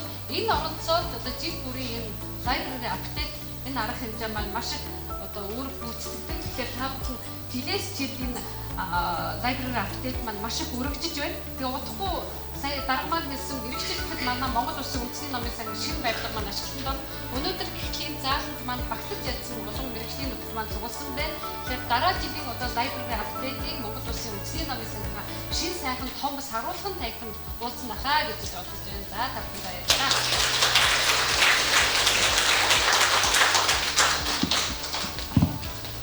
За тэгэхээр юуны өмнө бид нар өнөөдрийн энэ зөвлөгөөнд бол ямар нэгэн эрдэм шинжилгээний илтгэл тавих гэж зорьсонгүй. Харин та бүгдд өнөөдөр соёл урлагийн их сургууль хөтөлбөрийн шинжилгээ өрөөнд юу хийчихэд юу хийхийг одоо эрмэлзэж байгаа юм. Тэгээ энэ дээр хэдүүлээ давхар тарих толгоогоо ажилуулад ямар байдлаар хамтарч ажиллаж болох юм, ямар үр дүнд хүрч болох юм гэсэн энэ чиглэлээр хэдэн санаа оноогоо хуваалцъя гэж бол одоо бид нэр бэлдсэн байгаа. За тэгэхээр та бүгд бол ерөнхийдөө соёл урлагийн их сургуулийг бол сайн мэднэ тийм ээ. Соёл урлагийн их сургууль бол том айл. Энэ айл бол одоо бүтцийн 6 сургуультайгийн нэг нь бол манай соёлын сургууль байдаг. За тэгээд хүрээлэн институттай, судалгааны төвүүдтэй, судалгааны төвтэй, өөрийн гэсэн урлагийн ахлах одоо хөлс сургуультай, завханд бол бас өөрийн одоо хөгжим бүжгийн коллежтэй ийм сургууль байдаг. Манайх бол одоо 4000 гаруй хүн амтай ийм амбул ийм айл байгаа юм. Тэрэн дотор соёлын сургууль маань бол одоо 331 оюутантай энэ жил үйл ажиллагаагаа явуулж байна. За соёл урлагийн их сургууль дотор байгаа энэ соёлын сургууль бол та бүгд мэдж байгаа соёл судлал, соёлын үн музей, соёлын аялал жуулчлал, соёлын менежмент, маркетинг буюу соёлын бүтээлч үйлдвэрлэл чиглэл болон номын сан судлал мэдээлэл зүгээр энэ сургалтаа явуулж ирсэн ийм сургууль байдаг. За тэгээд энэ соёлын сургууль маань бол өөрөө энэ номын сангийн чиглэлээр бол үнэхээр манай улсад хамгийн анхдагч сургууль бөгөөд одоо хүртэл ийм одоо номын сангаа анхааран гол одоо сургалтынхаа нэгэн хэсэг гэж бодож үзэж ингэж явж ирлээ. За 62 онд бол энэ сургалт маань яаж одоо төвшөнд ахиж ирсэн гэхлээр 62 онд бол анх 30 хүнтэй энэ номын санчдыг курсээр төгсгснөөр манай сургалтын эхлэл бол тавигдаж байсан байна. Дараа нь бол 73 онд бол энэ сургууль маань бол тусгай дунд боловсрол олгох сургууль болж хөгжөөд 94 онд бол бид нар бакалаврын одоо зэрэг өгдөг сургууль болж соёлын коллеж болж ингэж өсчихсэн. Тэгээд 2006 оноос бол бид нар магистрантурт одоо магистрийн зэрэг олгодог. Улмаар бас соёл судлах дотроо номын сангаа багтаагаад докторийн зэрэг олгодог юм сургалтаа болоод ийм шат дахин хөгжсөөр өнөөдөр одоо ирлээ. Тэгэхээр ер нь соёл урлагийн сургууль бол өөрийн үйл ажиллагаандаа бол энэ шинжил гэдэг юм бол 2010 оноос хойш маш их идэвхтэй нэвтрүүлж байгааг та бүгд мэдэх байна. Энэ бидний шинжилэл бол ерөнхийдөө соёл урлагийн сургууль гэсэн энэ одоо дээвэр дор энэ 6-5 сургууль нэгдсэнтэй бас холбоотой бөгөөд бид нар нэгдсэн нэг стандарттай бол энэ нэгдсэн нэг чигт одоо ирээдүгээ харъя гэсэн зорилгоор бол сургалтын системийн шинжилгээг бол юуны төвөнд хийсэн байгаа. Энд бол кредитийн системийг бүрэн нэвтрүүлсэн. Эсвэл бид нар олон улсын түвшинд бол яаж өөрсдийгөө бусдад таниулж үзүүлэх вэ? За энийг удирдах unicalche гэдэг одоо боловсролын удирдлагын системийг бол бид нар нэвтрүүлж ажилласан. 2013-аас 16 онд бол сургалтын хөтөлбөрийн шинжилгээг хийж бид нар бол нэлээд хэдэн хөтөлбөрөөр янзлсан байгаа. За энэ өнөөдөр бол бид нар бас номын сангийн хөтөлбөр маань 2014 онд одоо манай соёл судлалын хөтөлбөртэй адилхан шинжилгээтэй хөтөлбөрийн магадлал хэмжлэлд орж ирснийг бол эндээс харж байна. За тэгээд бакалавр, магистр, докторийн сургалтын хөтөлбөрүүдийг ерөнхийдөө интеграцчлах ажлыг бол бид нар бас хийж байгаа. 2017 оноос эхлүүлээд бид нар сургалтын чанарыг баталгаажуулах үйл ажиллагааг хийж байгаа бөгөөд энэ чанарын баталгаажуулалтыг бол одоо хийхэд илүү олон нэг хийсэн ажил маань олон улсын түвшинд хэрэглэгдэх юм боломж бол их өндөр болж байгаад бид нар их баяртай байгаа. Яг гэвэл манай үндэсний магадлан идэвхжлийн зөвлөл маань өөрөө олон улсад байдаг жишг стандартаар бол энэ шалгуултыг явуулдаг гэсэн байна. За бид нар дотроо өөрсдөө энэ чанарыг яаж бий болгох вэ гэдэг тал дээр бол соёл урлагийн сургууль одоо олон улсын туршлагыг судалж үзлээ. Өөрсдийн хөгжүүлж ирсэн одоо мэдлэг дээрээ тулгуурлаад чанарын удирдлагын дотоод системийн хөтөлбөрийг бол хэрэгжүүлэх ажлыг хийгээд ингээд явж байна. За тэгээд 2024 он хүртэл соёл урлагийн сургуулийн одоо энэ сургалт болон бусад үйл ажиллагаа хэрхэн явах энэ мастер төлөвлөгөөг бол шинжилэн энэ дээр хийсэн энэ бүх зүйлүүдийг бол тусгаж ингэж явсан байна. За тэгээд дараагийн нэг зүйл бол яг шууд бакалаврын хөтөлбөрийн шинжилгээтэй холбоотой хэдэн зүйл хийх. За ер нь энэ бакалаврын хөтөлбөрийн шинжилгээ маань бол ерөнхийдөө зөвхөн 2014 онд хийгдсэн зүйл биш байна. Энэ бол нэлээд эртнээс бас хийж исэн юм байна. Эргээд харахаар энэ одоо юутай холбоотой байсан гэхээр мэдээж энэ шинэ орчин нөхцөлд бол номын санч гэдэг энэ мэргэжил тавигддаг шаардлага маань өөрөө өөрчлөгдөж энэ мэдээллийн 900 болсон энэ дижитал технологи нэвтэрсэн болон ийм соёлын орон зай өөрөө номын санчаас өөр одоо хариуцлагыг хүлээж эхэлсэнтэй холбоотой бол энэ зүйлүүдийг бол хэрэгжүүлсэн байгаа. За тэгээд зүгээр цусган дуртахад бол та нар энэ дэлгэцэн дээр харж байна. 2005 онд бол хөтөлбөрийн шинжилэл дээр бол одоо 11 хичээлийн өөрчлөлт, 2008 онд бол 7 хичээл, 11 онд бол 4 хичээл ингэж өөрчилж хийгээд өнөөдөр баримталж байгаа 2014 оны стандартад бол бид нар хөтөлбөрт бол хүрсэн байгаа. Гэхдээ энэ хөтөлбөрүүд бол ингээ харахад зүгээр нэг тоон одоо тооны хувьд л ингээд хэд хичээл хэрэгцсэн юм шиг харагдаж байгаа мэд боловч цаанаа бол ямар хэрэгцээ байна гэдэг энэ зүйл бол нэлээд хангалттай үзэж хийсэн зүйл байгаа харагдаж байна. Гэлээ хэдий ч өнөөдөр нөхцөл байдал өөр болж байгаа учраас бид нар энэ номын сангийнхаа одоо хөтөлбөрийн шинжилгээ ажлыг бол энэ жил шинээр хийнэ гэж төлөвлөд байгаа. Тэр соёл урлагийн сургууль бол өнгөрсөн жил бид нар соёл судлалын хөтөлбөр бол багцааны шинжилгээ ажлыг эхлээд тэрэнд бол CDIO гэдэг нь идэвхтэй сургалтын буюу үрдүнд суурилсан сургалтын зарчмуудыг нэвтрүүлээд бакалаврын хөтөлбөрөөр шинжилээд энэ намар бол магистр, докторийн шинжилгээнүүд энэ багцаараа өөрчлөгдөх юм байна. Яг энэ жишгээр энэ жил бид нар номын сангийн хөтөлбөрөөр соёлын аялал жуулчлалын хөтөлбөр гэсэн ийм хоёр хөтөлбөрөөр шинжилгээр төлөвлөд байгаа. За өнөөдөр номын сан судлалын тэлхэн маань өөрийгөө ямар байдалтай харж байна гэхээр бид нар бол одоо номын сан мэдээллийн шинжилгээ ухааны цогц мэдлэг чадвар эзэмшсэн мэргэжлийн бэлдэх сургалт судалгааны мэргэжлийн байна гэж ингэж үзэж байна.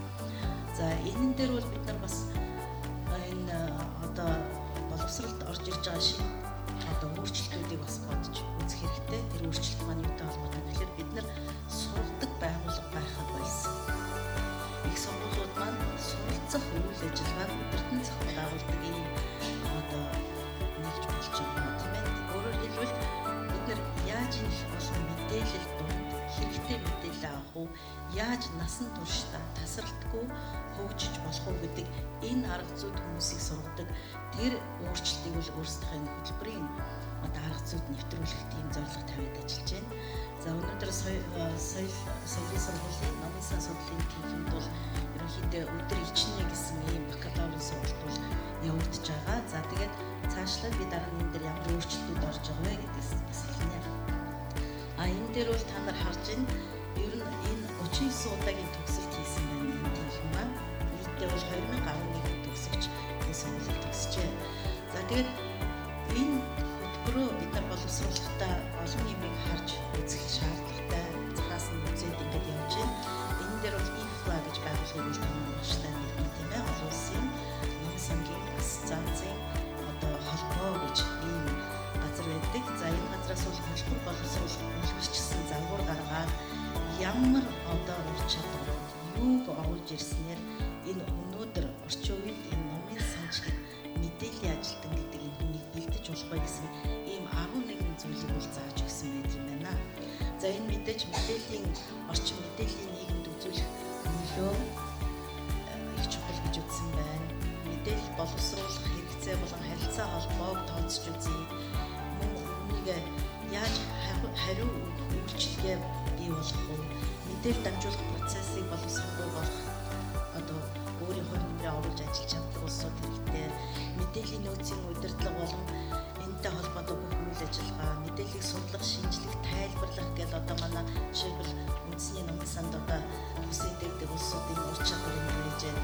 За мөн бүх одоо энэ мэдээллийг ашиглах, тийм ээ, харилцаа холбоогийн технологиг одоо эзэмшсэн, мэдээллийн боловсрал эзэмшсэн ийм тэгээд номын сангийн ажлын туршлага зохион байгуулах буюу яг skills гэж яриад байдаг энэ юм эзэмшсэн гэх мэтчлэн ийм одоо зөвлөдөл хөтөлбөр боловсруулалтад анхаарч ажиллахыг бол олон улсад бол ингэж заасан гэдэг юм байна. За энийг дагаад одоо Америкийн нэгдсэн улсад бол номын сангууд бол нэлээд их өөрчлөгдөж тэгээ өөрсдөө энэ идэвхтэй энэ боловсролын болон сургалтын үйл ажиллагаанд оролцох байр суурин дээр байя гэдэг ийм зорилгыг бол тавьж ажиллаж юм байна. Энэ дээр бол одоо Libraries Transform гэдэг энэ Америкийн номын сангийн ассоциацийн нэг санаачлагыг логог хийсэн байна. За тэгээд энэтэй холбоотой орчин үеийн номын санчдад тавигдах ерөнхий шаардлагыг бол та нар маш сайн мэдж байгаа тийм ээ. Бид нар зөвхөн одоо өнөөдөр номыг яаж ангилах вэ? Одоо номоо өөрийн боловсруулах тэр арга технологи ном одоо хүнд үйлчлэх тэр чадвараас гадна soft skills гэдэг юмыг бол оюутнуудаа төгсөгчдөө болох нэг чухал юм а гэдэг ийм хандлага бол одоо дэлхийн нийтэд байна. Тэрний дагуу жишээлбэл харилцааны ур чадвар байх нь байна. Удирдлага, менежмент, маркетингийн мэдлэг чадвар, өөрийгөө хөгжүүлэх ур чадвар их чухал байна. Судалгаа хийх, мэдээлэл боловсруулах, мэдээллийн технологиг одоо хурдыг гүйцэж тэнд ажиллах, сан хөмрөг каталог зэрэг уламжлалтын мэргэжлийн ур чадвараа мэдээж төвшөнд нь авч явах гэсэн ийм чухал одоо шаардлагуудын хажуугаар бол соёлын олон нийтийн ажлын арга зүй их чухал юм а гэж үзэж байна. За энийг бид нар хинтээ яаж хийх вэ гэхээр мэдээж бид нар хамтын ажиллагаагаар л хийнэ. Ганцхан боловсролын байгууллага энийг бол өөр дээрээ өөрөөд нөгөө сурах гэж байгаа хүүхэд маань би өөртөө зүтгэж яана гэж зүтгээд энэ бол бий болохгүй. Яагаад гэвэл бид нар өнөөдөр үр дүнд суурилсан сургалт гэдэг ямиг нэвтрүүлэх гэж байгаа. Тэр үр дүнд суурилсан сургалт гэдэг маань хүүхдүүд маань өөрсдөө яг бодиттой амьд орчиндөө лабораторид ажиллаж энийг хийж үзэж эмэрч үзснээр энийг сурч гардаг тийм одоо орчин шаардлагатай болж байгаа учраас тэр орчинг бол бид нэр энэ одоо үндэсний номын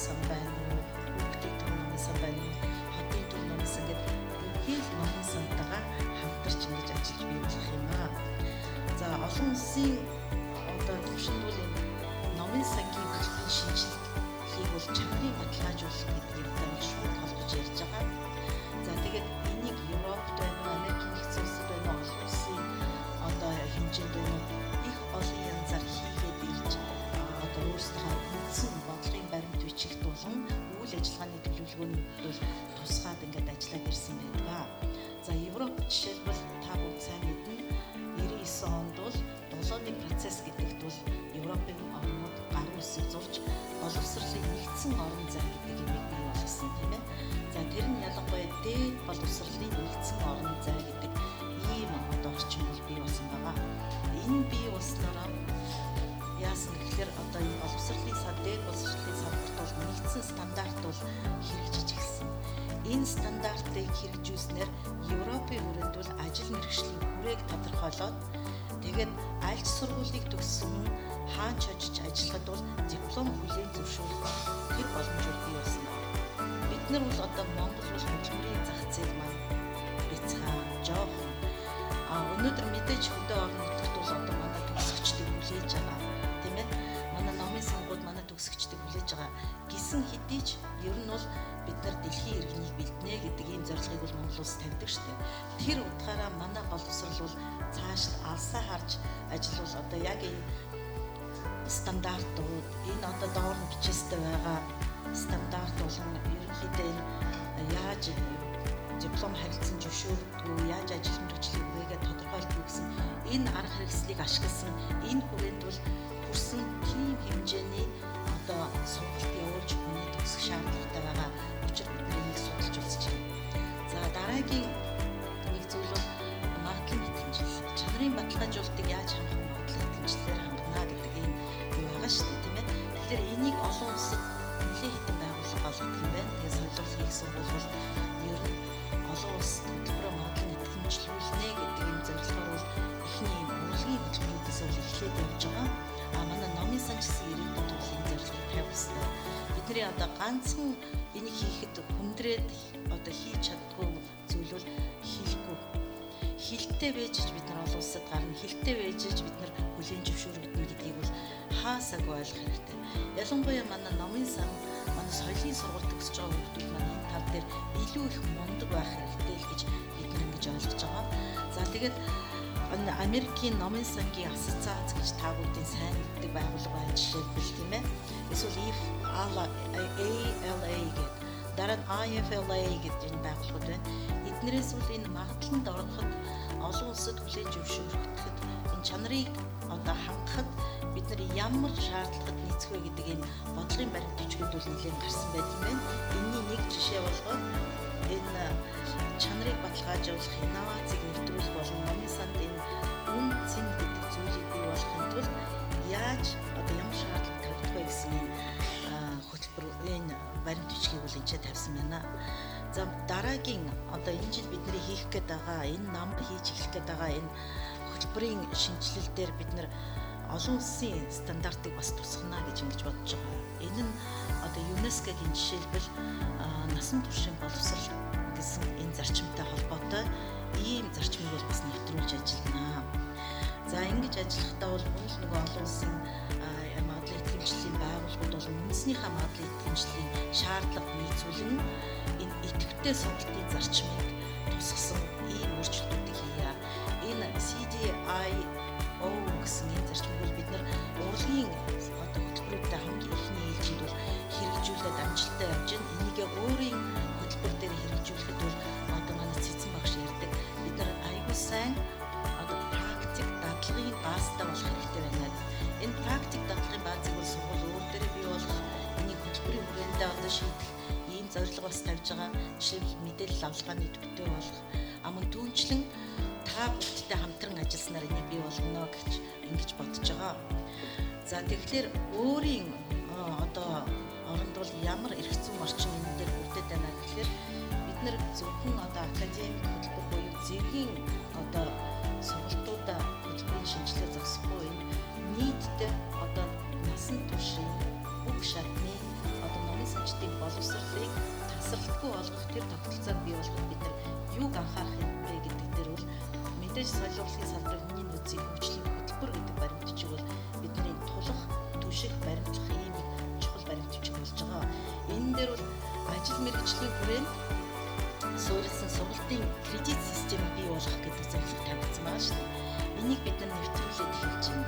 Хамгийн энгийнээс нь эхлүүлээд одоо өчигдөр манай номын сан судлалын чиглэл чиглэлээр явуулсан анхны богино сургалт маань дуслаа. Энэ бид нар кредит тооцох сургалт гэдэг ийм зохион байгуулж байгаа. Тэр нь юу гэхээр номын санд ажилтдаг мэргэжлийн бус эсвэл номын санг сонирхож энд орж ирж ажиллахыг хүссэн хүмүүс зориулсан анхан шатны сургалт. Ийм одоо 3 төрлийн сургалтыг бол бид нар зохион байгуулахаар зарласан байгаа. Та нарын гадаа манай самбаруудыг хараарай. Тэр самбар дээр бол мэдээлэл явж байгаа. Тэгээд энэ богино сургалтууд буюу энэ short courses гэдэг нэрлэлсэн байна. Үүгээрээ дамжуулаад бид нар мэргэжлийн одоо тэр мэргэжлийн өөртөө татах тэр хүчийг бий болгох, тэр нөлөөллийг бий болгохын ажлуудыг хийж ирж суралцж байгаа улсуудаа бол энэ кредит тооцох ийм юм оруулахын бодлогыг бол барьж байгаа. За тэгээд мөн түүнчлэн соёлын их сургууль бол өөрөө бол хос хавсраг богино хугацааны сургалтын хөтөлбөрийг явуулахын журмыг бол батлаад ингээ ажиллаж байна. Дээрээс нь бол бакалаврын одоо сургалтын журам бол бас нэлээд өөрчлөгдөд ингээд ажиллаж байна.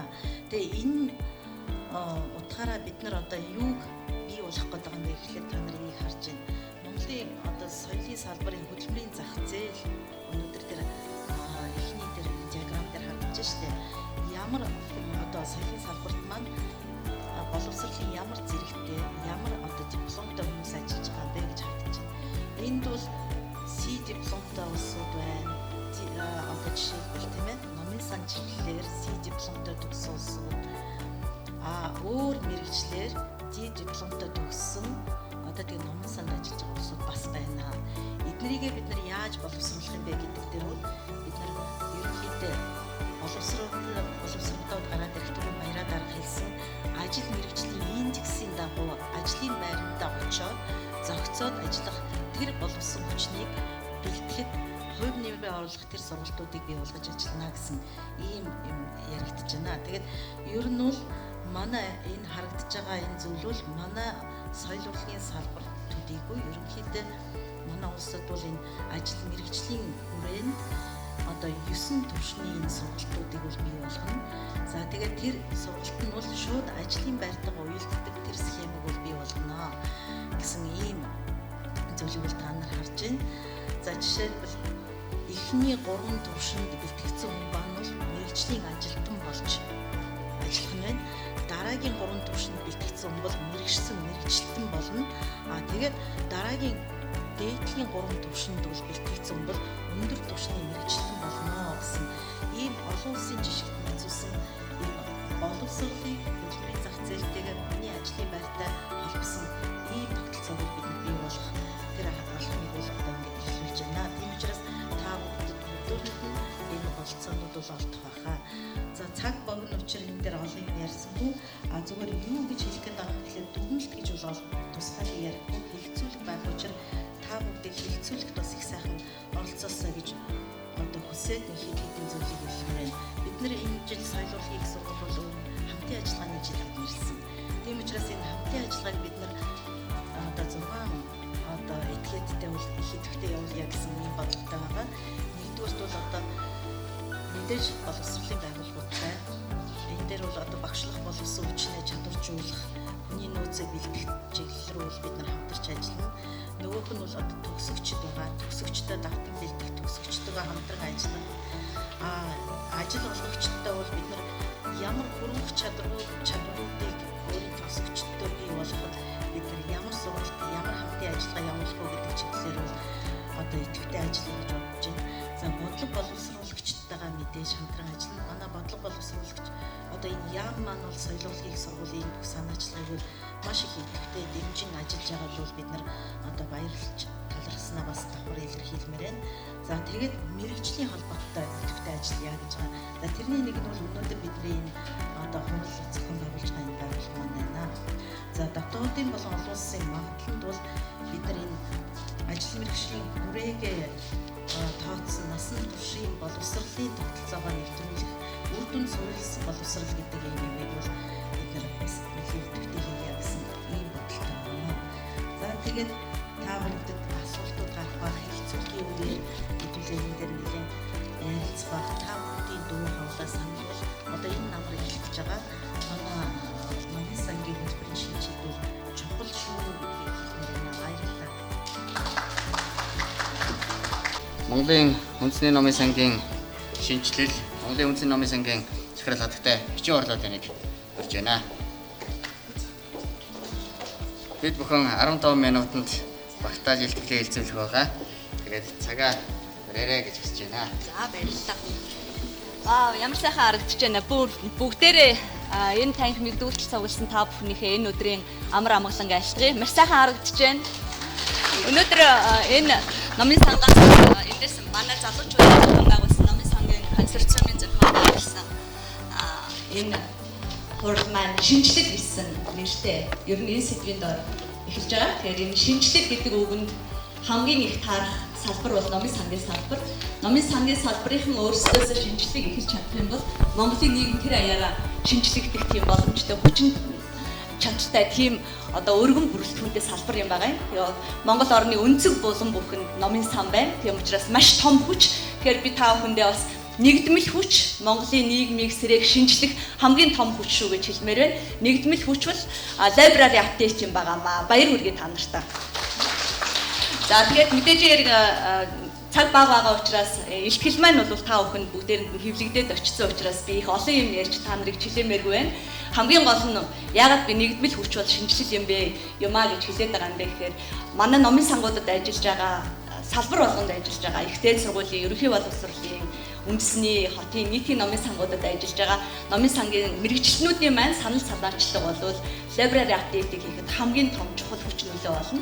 За үндэсний номын сангаас ямар одоо шинжилэл барьж ажилласан юм бэ гэж тийм. Тэгэхээр одоо би бол анх одоо ажилд орсныхаа дараа нэг л зүйлийг ойлгосон. Номын сангийн үндэсний номын сангийн удирдлага гэдэг бол бас тогтвортой хөгжлийн бодлого баримталж явах юм бол бусад номын сангуудаа дагуулж хөгжих тийм шинжлэх ажлын эрхлэлийг тавих юм байна гэж бодсон. Тийм учраас өөрийнхөө одоо бид нар чинь одоо номын сангийн захирлууд чинь явдaltaй шүү дээ. Нэг засаг гараад ирэхэд зэрэг ундаг. Тийм учраас солигддог учраас би бол нэг тийм урт хугацааны төлөвлөгөө гэхээсээ илүү богино хугацааны мастер төлөвлөгөө боловсруулаад хийж авах хугацаанд тэр бүхнийг амжуулаад явъя гэсэн ийм бодолтойгоор богино хугацааны мастер төлөвлөгөө боловсруулсан. Гэхдээ мастер төлөвлөгөөгөө боловсруулахдаа би за судалгаанд суурилсан номын сангийн хөгжлийн бодлогыг гаргаж ирээ.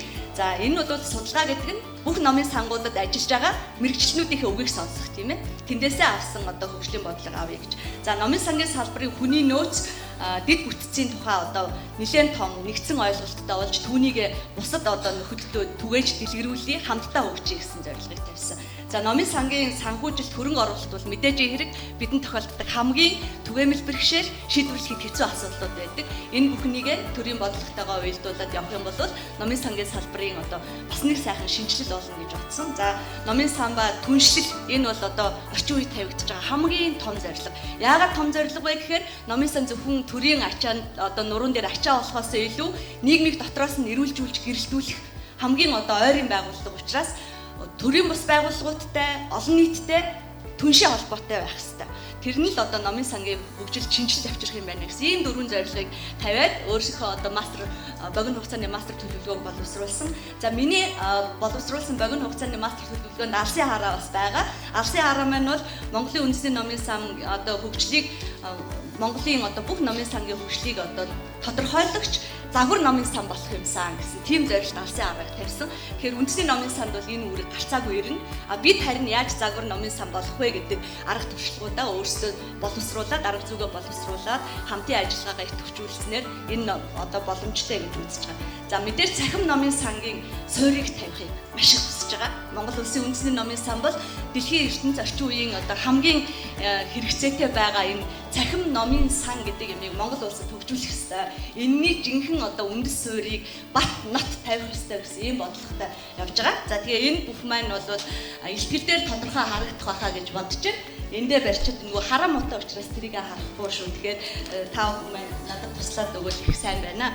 За яг хуу ер нь бол үндэсний номын сангийн баримталжуул бодлогын чиглэлийн хувьд бол би нэг хоёр зүйлийг хэлье гэж бодож байна. Соёлын үнэт хоороо хэрэглэгчдийн шаардлагаар өсөн нэмэгдэж байгаа оюуны бүтээлийг хадгалан хамгаалахын хамт хэрэглэгчдэд хүртээмжтэй болох ялангуяа мэдээллийн технологид суурилсан шинэ үйлчилгээ нэвтрүүлэхэд бол номын сангийн одоогийн барилга болоод өргөтгөлийг ашиглая гэсэн юм бодолтой. Яагаад заавал шинэ барилга одоогийн барилга хоёр шинжлэгдэх ёстой юм бэ гэж хүмүүс асуудаг тийм ээ. Яагаад шинэ барилгатай болох гэдэг? 500 мянган номтой байхаар зохион байгуулагдсан манай одоогийн барилга маань даацсан 7 дахин хэтэрчээд байгаа юм аа. Дээрээс нь одоо Монгол судлалын номыг одоо төрөөс санхүүжүүлээд худалдаж авч өгнө гэж байна. Номын сан хөмрөг маань аривчаад байдаг. Бид багтаамжгүй үйлчлэгчид ирээд байдаг.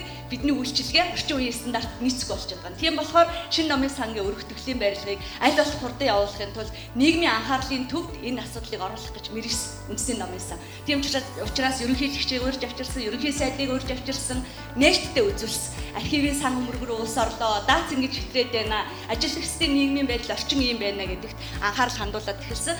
Олон нийтийн анхаарал хандаад эхлэхээр зэрэг өөрөө ирэхгүй төр нөгөө тусаал гоожод байгаа дээврээ засах уу, шинээр барих уу, шинээр баригдаж байгаа байшинда хөрөнгө оруулалт хийх үү гэдгийг анхаарал тавьдаг тийм учраас 2 давхартаа гацсан 6 жил болсон номын сан маань одоо 11 дахь давхрынхаа угсралтыг хийж байна. 2021 он үндэсний номын сан байгуулагдсны 100 жилийн ойгоор бид нар шинэ номын санда захин номын сангийнхаа үндэс суурийг тавиад шинэ мэрэгжилтнүүдтэйгээ одоо ажиллаж эхэлнэ гэсэн ийм бодолтой байгаа. Тэгэхээр баяр хүргэж олон ах гэж бодож байна.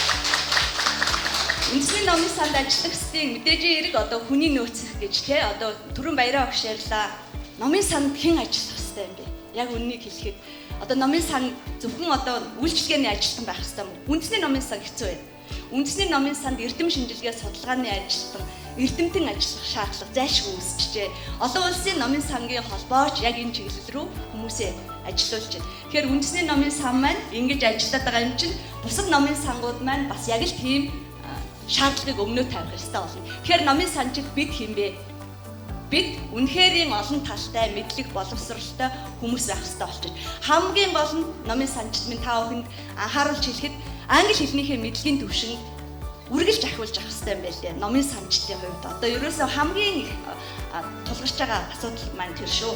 Тэгэхээр бид нар бол яг номын сангийнхаа санчтаа сургах, давтан сургах ажил дээр соёл урлагийн их сургуультайгаа гадаадын одоо түнш байгууллагуудтайгаа хамтарч ажиллахаар ажиллаж байна. За 50-ны үндэсний номын сан мэрэгчлэнээ явуулсан. Номын сангийн манж хятад хэл судлалын техникийн архивчигаа бид одоо сан хөмрөгчигээ бид нар одоо бас хятад хэлний мэрэгчлэлтэй болох гээд явуулж байна. Гэх мэтчлэн ажиллаж эхэлж байна. Энэхийн засгийн газар манай номын санчдыг англи хэлний сургалтанд сургаж өгөө. Англи хэлнийхээ сургалтын төвшиг сайжруулъя гэж ажиллаж сайдын яамтай тохиролцсон байгаа гэх мэтчлэн. Ер нь олон талт хамтын ажиллагаа өрнүүлээд ингээ явах юм бол номын сангийн эрдэм шинжилгээ судалгааны ажил одоо өндөр түвшинд гарна гэж бодож байгаа. Тэгэхээр бидний одоо үндэсний номын сангийн л одоо зорилго шинжилэл бол энэ тал руугаа явж байгаа. Гаднын одоо олон байгууллагуудтай хамтарч ажиллаж байна. Эрх зүйн шинжилгээг бол манай боловсрол соёл шинжилгээ ба спортын яам маань хангалттай сайн хийж өгч байна. Бид нар одоо энэ шинжилгээний хүрээнд нь өөрсдөө шинжилгэх зайлшгүй шаардлага байгаа. Тийм болохоор аль болох одоо өөрсдийгөө боловсруулах, мэрэгчлэнүүдэд давтан сургах, өөрсдөө хөгжүүлэхийн тухай өөрсдөө хөгжиж, өөрсдөө шинжлэгдчихэд уншигчдаа шинжилнэ, орчноо шинжилнэ, хичнээн шайхан шилэн байшин суугаад хүн шинжлэгдэхгүй, үзэл бодол нь шинжлэгдэхгүй бол хуучин үнэр нэвт хангална. Тийм учраас бид нар одоо 2021 онд зориулаад өөрсдөө шинжлэх ажлыг номын сан өөрсдөөсөө эхэлж байгаа. Тэгээ үнэхээр маш эрчтэй, хурдцтай байна. Бидний ажлын ачаалал бол үнэхээр харилцан адилгүй их байгаа. За энэ номын сангийн барилгынхаа тухай бас та нарт танилцуулъя гэж бодож байна. За шинэ номын сангийн барилга ашиглалтанд орсноор 540 суудал бүхий хүчин чадалтай чөлөөт сонголт бүхий 16 төрөлцсөн уншлагын танхимаар уншлага үйлчлэгээ үзүүлэхээс гадна ном хэвлэлийг сканер дэш тоон хэлбэрт шилжүүлэх, сонсдог, брайл ном боловсруулах тусгай өрөө, аудио, видео болон цахим уншлагын танхим, мини театр 200 үнийн суудалтай хурлын танхимууд байхаар зохион байгуулалтыг шинжилж ирсэн. Манай номын санчид өөрсдөө энэ одоо дотоод зохион байгуулалт судалгаан дээр ажилласан. Илүү их одоо номын сангийнхаа хөгжлийг тусгах гэж мэрийцгээсэн. Бид нар ч одоо ер нь барилга зохион байгуулагч энэ болоод архитектор энэ болоод сүүлийн үед бол маш олон төрлөөр хувьсж байгаа. Үндэсний номын сангийнханд бас та нар баяр хүргэсэн дээр шүү. Гайгүй байгаа шүү. За тэгээд бид нар одоо яг энэ одоо үндсэн барилгад орсноор энэ номын сан маань нүгөө явчих юм. Төрөний нөгөө асуудаг те бүгдээрээ нүүчих юм уу? Нүүчээд одоо яах юм бэ гэж. Тэгэх юм бол одоогийн барилгаа бид нар одоо ямар хэлбэрээр ашиглаж байгаа вэ гэд тэгэхээр зэрэг төлөвлөгөө маань одоогийнхоо барилгыг бид нар Монгол судлах, эрдэм шинжилгээ судалгааны төв сэргээн засварлах одоо баримт төвийг сэргээн засварлах үндэсний төв болгож өргөжүүлэх гэсэн алсын бодол хараатай байгаад байгаа. Энэ яагаад гэх юм бол бид нар энэ үндэсний барилгадаа засвар шинтгэл хүчтгэл хийгээд эхний ээлжинд бол тэгж бодож байсан, хүчтгэл хийнэ гэж бодож байсан. Засгийн газрын тогтоол бол буулгаад шинээр байхаар гарсан. Яагаад ийм тогтоол гарч байгаа юм бэ гэхээр зөвхөн дээврийн засварт зориулсан одоо урсгал засварт зориулсан энэ засварын ажлын төсөв маань за 10 удаагийн засвар хийхэд шинэ номын сан барих өртгөөсөө давхаар байгаа. Хүчтгэл хийхэд мөн ажиллах.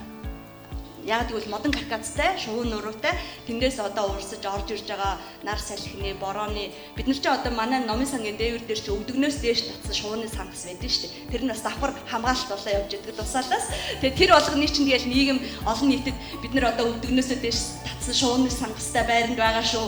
Хавар болохоор одоо манай номын сангийн захирлын өрөөнд баахан ичгсэд хөдлөх цагаар өрт ундаг шүү гэж яриад байж болохгүй юм те. Тэгж жагаад одоо номын сангийн хүчтгэлийн асуудал яригдж байсан аа бүр шинээр одоо байхаар болсон. Яг энэ одоо төр засгаас гарч байгаа шийдвэрийг бид одоо ямар шийдвэр гарна түүнийг нь дагаж хэрэгжүүлэхийн төлөө ажилдаа одоо төлөвлөгөөгөө гаргаад тэгэл ажиллахаас өөр аргагүй гэж ингэж бодож байгаа. Зөвөр ойлгоно хаа гэж итгэж байна. Учиргүй одоо бид нар түрүүн сэргэлэн даргаыг хэлэхээр бас их баярлж байлаа. За энэ газрыг авах гэдэг юм биш шүү. Шинжилж барих гэж байгаа юм шүү гэ. Тэгэхээр энэ маань одоо тун удахгүй та бидний хүсэн хүлээж мөрөөдсөн эрдэм шинжилгээ судалгааны үндэсний төв болж өргөжих байхаа гэж найдаж байна. За тэрэнд хэн ажиллах юм бэ? Бас л номын санчид ажиллах ёстой. Энэ номын санчид маань эрдэм шинжилгээ судалгааныхаа төвд ажиллахын тулд мэдээж хэрэг нөгөө орчин үеийн стандартын дагуу эрдэм шинжилгээ судалгааны ажилчид байх одоо үнэхээр хэрэгтэй болчихно. Бид нар Монгол судлалын гар сан хөмөргөө төвд сан хөмөргөө за одоо бүгдээр ингийн эндээ үлдээгээд тэгээ одоо архивын сан хөмөргөө үлдээгээ судалгаа шинжилгээний төв одоо сэргээн засварлах лабораторио үлдээнэ гэж байгаа байхгүй. Тэгээ орчин үеийн номын сандаа болохоор цахим номын сангийнхаа үндэс суурийг жинхэнэ ёсоор нь тавиад оюуны өмчийн хуультайгаар тогтолцоотойгоор шинжилэл хийгээд залуучууд хүүхдийн одоо уншлагыг дэмжсэн номын сан болгоё гэсэн ийм л одоо сайхан мөрөөдөлтэй байгаад байгаа. Энэ хэдийн зорилго маань та бүхний хүчээр манай соёл урлагийн их сургуулийн бидний боловсон хүчнийг бэлтгэж өгч байдаг соёл урлагийн их сургуулийн одоо номын сангийн хөтөлбөрийн шинжилгээний хүчээр ямнаас гаргаж өгж байгаа бодлогын хүчээр бол хэрэгжинэ гэдэгт үнэхээр их итгэлтэй байна. Тэгээд номын сангийн барилга маань ийм байх юм шүү. За дараагийнх нь бол ерөөсөө анхаарч ажиллаж байгаа гол асуудал бол нөгөө сан хөмөргийн бүрдүүлэлт баяжлал гэж байгаа. За энэ дээр бол 2 жилийн турш манайх бол 40 сая төгрөгөөр нийтдээ ном худалдаж авч сан хөмөргийн баяжлалт хийдэг ийм номын сан. Гэхдээ энэ нь бол Монголд хэвлэгдэж гарч байгаа нийт номын одоо 7-8% л бүрдүүлж байгаа. Түүнээс гадна эрдэмтэн судлаачдаас одоо биднэрт ирдэг хамгийн их гомдол бол Монгол судлалтай холбоотой эрдэм шинжилгээ судалгааны бүтээлүүд танай номын санд огт байхгүй байна. Бид нар дандаа гадагшаа явж үзэж байна. Дандаа гадаагийн номын сангаас уншиж байна. Зардал их гарч байна. Та нар үүргээ биелүүлэхгүй байх гэдэг гомдол байдаг. Тэгэхээр тэр гомдлыг одоо барагдуулахын тулд бид нар номын илчгээд төсөл хэрэгжүүлээд энэ нөгөө олон нийтийн одоо түншлэл гэсэн үг шүү дээ. Номын сангийн түншлэл гэдэг хүрээнд номын илчгэлэг төсөл хэрэгжүүлж байгаа. За үүгээрээ бол нэлээд олон номын бүрдүүлэлтийг хийх гэж одоо хүсэж байна. За тэгээд мэдээж хэрэг та бүхэнд хэвлэгдээд байгаа учраас одоо эндээс намайг бас удахгүй дуусгаарай гэж хэлэх учраас ер нь бол бид нар сан хөмөргийнхөө хадгалалт хамгаалалтын дээр шинэ номын сантаа олчих юм бол шууд дэшээ гараа явчихна. Нэгдсэн хамгаалалтын нэгдсэн цогц системийг харин харуул хамгаалалтын нэгдсэн цогц системийг бид нар бас ажиллуулах хэрэгтэй юм байна гэдгийг ойлгоцсон байж байгаа. Санал төлөвлөгөөгөө гаргацсан ажиллана. За сан хөмөргийнхөө баяжилтаас гадна бид нөгөө захим номын сан, дижитал номын сангийн хөгжил бол хамгийн их тулгамдж байгаа асуудлуудаа бүгдээр ингээд оруулаад төлөвлөгөө боловсруулсан байгаа. За эрдэм шинжилгээ судалгаа гэсэн өргөжүүлэх солилцох тал дээр бол манай номын сан үүрэгтэй ажиллаж байгаа. Ер нь номын сангийнхаа нэр хүндийг өргөх олон улсын түвшинд Монголын үндэсний номын сан гэж нэг ийм ажил хийдэг ийм байгууллага байгаа дээ шүү гэдгийг харуулах мөн зөвхөн одоо Монголынхаа олон нийтийн анхаарал төдийгүй дэлхийн олон нийтийн анхаарлыг номын сангаар татах ажил нь бол бас нэг бидний ажлын нэг төлөвлөгөө учраас бид нар 2018 онд Монгол сурвалж бичгийн өв гэдэг олон улсын монгол эрдэмтдийн хурлыг номын сандаа зохион байгуулсан. Маш үр дүнтэй өгөөжтэй болсон учраас энэ жил 2019 онд бид нар үнийгээ бүр нарийсгаад яасан бэ гэхээр зэрэг Дэлхийн номын сангууд дахь сурвалж бичгийн өв гэдэг хурлыг номын санчдынхаа дунд одоо Монгол Улсын их сургуулийн номын сантай хамтран зохион байгуулсан. Энэ нь бол ерөөсөө дэлхийд одоо Монгол сурвалж бичгийн өвөөр номын санд зохион байгуулагдчихсан анхны хурал юм байлээ. Тэгэхээр энэ бол бас амжилт юм байна. Энд дэлхийн номын сангуудад байгаа сурвалж бичгийнхээ өвийг олж авахаасаа гадна бид нар дижитал болгох, хадгалах, судлах ажил номын санчтай хамруулах ийм л хүсэлтэй байгаа. За тэгээ мэдээж хэрэг үндэсний номын сангийн нэгдсэн одоо програмтай орлохоор ажиллаж байна. За энэ бол конха системд бид нар электрон каталогт номуудаа бүртгээд эхэлсэн. Монгол судлалын номууд 100%, хятад судлалын сурвалжууд одоо 70%, өрн дахины сурвалжаа бид нар 80% бүртгэжээд байж байна. За ингээд нэгдсэн каталог маань ашиглалтанд ороод ирэхээр зэрэг та бүхэнд ч гэсэн номын сангууд, бусад номын сангууд номон электрон каталогт бүртгэхэд маш амар болно гэж бодож байгаа. За бид нар тогтмол хэвлэлийн зотера програмаар тогтмол өгүүллийн нэгдсэн санг үүсгэсэн байж байгаа. За мөн хүмүүсийн гар дээр хадгалагддаг баримтын соёлын баримт дүүгийн дурсгалуудыг National Heritage Mn гэдэг одоо сайт дээр бүртгээд ингээ явж байгаа. Энэ бүхэн маань номын сангийн одоо захим номын сан үүсгэх суурь болно. Дээрээс нь номын сангийн хөгжлийг бас нэг шинжилэл болно гэж итгэж байна. Номын сан үндсэн хөрөнгөө үндсэн номын сан тоолж байна. Мэргэжилтнүүдэд давтан сургаж байна. Гадаад харилцаанд анхаарч байна. Аль болох нээлттэй байхыг эрмэлзэж байна. Олон талт хамтын ажиллагааг өрнүүлэхийн тулд ажиллаж байна. Энэ бүхэнд та бүхний маань хүч чадал үнэхээр их чухал. Тэгэхээр манай соёл урлагийн их сургууль бол бас практик хослуулсан энэ мэдлэгээ практик суурилсан байлгаж номын санчтай хөгжүүлэх гэж байна. Энэ ажил дээр баяраа өгшаа. Манай номын сантай хамтарч ажиллаарай. Бид та бүхэнд одоо ажил хэргийн маш сайн түнш байж чадна шүү. Хамтдаа хөгжцгөөе. Баярлалаа. Та бүхэндээ илтгэл хүргэсэн учраас цагийн цань одоо өргөх хичээлээ та бүхэнд амжилт хүсье. Ингээд нэгдмэл хүч. Энэ бол жинхэнэ Монголын library update юм аа. Энэ шинжлэх гэдэг малгайн дор өнөөдрийн хурлыг зохион байгуулсан мөн Эрдэнэ захиралтай консорциумынхандаа бодлогоор дэмжсэн яамдаа за энэ манай номын сангийн хамаг одоо гол зүрх болсон ажилтан ажиллагчдыг мэргэжилтнүүдийг бэлтгэж өгдөг соёл урлагийн их сургуультай баярлалаа. Амжилт хүсье. Сайн сайхан хүсье.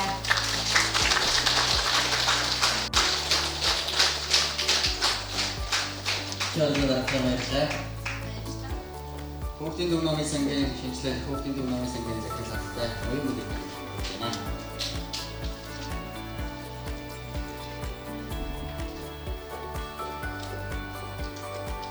Энэ цааш өндөө бас тэгээ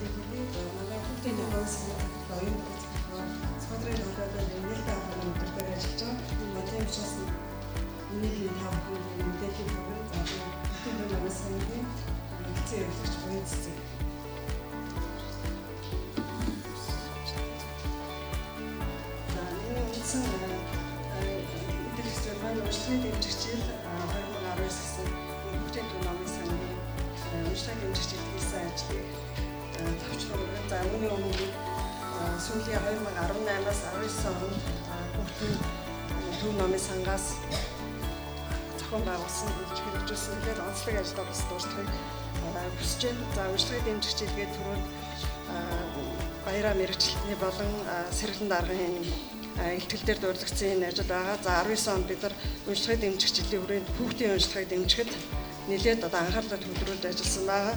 За тухайлбал бид нар сүүлийн энэ 2 жил утгын онс гэдэг энэ танхимыг нээсэн. За энэ танхим маань одоо жил гаруй өмнө нэгдсэн. За энэ ямар хүчлээ танхим юм гэхээр хүүхдийн зохиолчид, уншигчид, уншигч хүүхэд багчууд тэдний эцэг эхэд зориулсан энэ танхим маань бид нар одоо цаашдаа судалгаа шинжилгээ явуулах ийм зорилготойгоор энэ танхимыг байгуулсан байгаа. За хүүхдийн зохиолчдын үе үеийн хүүхдийн зохиолчид байдаг.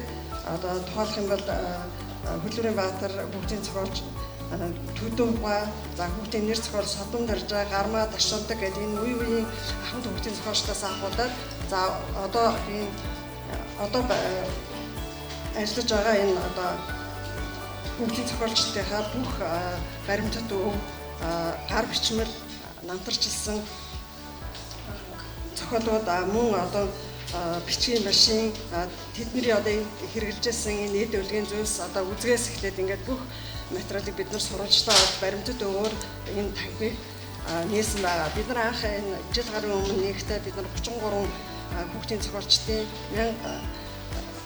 2800 гаруй энэ хуудас одоо хэвлэл материал баримтат өгөөр бид нар анх энэ бүрдүүлэлтийг нээж хийжсэн боловч одоо хэд 38 хүүхдийн зохиолчдын материал одоо 4000 гаруй ийм хуудас материал баримтат өгөөр бид нар баяжигдаад байж байгаа. За хамгийн сүүлд ихэд бид нар хүүхдийн зохиолчдын содон даржаагийн хүүхдийн номын санд ажиллаж байх үед нь харилцаж байсан орон нутгийн номын сангуудтай харилцаж байсан энэ загтлуудыг бид нар бүрэн ихээр ингээд олж авсан байгаа. За энэ утгын онц саяхан маань бид нар яг утгын онц гэж нэрлсэн гэхээр хүүхдийн зохиолч маань юм бүхэн утга учиртай учир бүхэн онцлог шиг байдаг учраас бид нар утгын онц гэж нэрлэе гэж энэ санаачлал гаргасан учраас бид нар утгын онц гэж нэрлсэн байгаа. За түүнчлэн бид нар хүүхдийн уншлагыг дэмжихэд зөвхөн бид нар хүүхдтэй ажиллаж зохисгүй эцэг эхчүүд багш сургууль хүмүүжүүлэхт бусад хүмүүсийн оролцоог бид нар маш их чухалчилж байгаа. За энэ чиглэлээр бид нар бага насны хүүхдийг номтой нөхөрлүүлэхэд эцэг эхийн оролцоо гэсэн энэ лекцийг бид нар хүүхдэд зориулж явуулдаг. За энэ лекцийг бид нар хоёр хэлбэрээр бэлтгэдэг байгаа. Сургуулийн бага сургуулийн өмнөх насны хүүхдээ эцэг эхчүүд мөн сургуулийн дунд насны хүүхдээ эцэг эхчүүдэд зориулсан гэсэн энэ хоёр агуулгын ялгаатай хоёр хэлбэрээр бэлтгэж бид нар эцэг эхчүүдэд ингэж явуулдаг юм байна. Бид нар зөвхөн хүүхдийг одоо унш гэж хаардаг биш те. Өөртөө эцэг эхчүүд томчууд яаж үлгэрлэх юм бэ гэдгийг бид нарт нэлээд энэ хичээлээр тусгаж одоо эцэг эхчүүдэд системтэйгээр явуулдаг.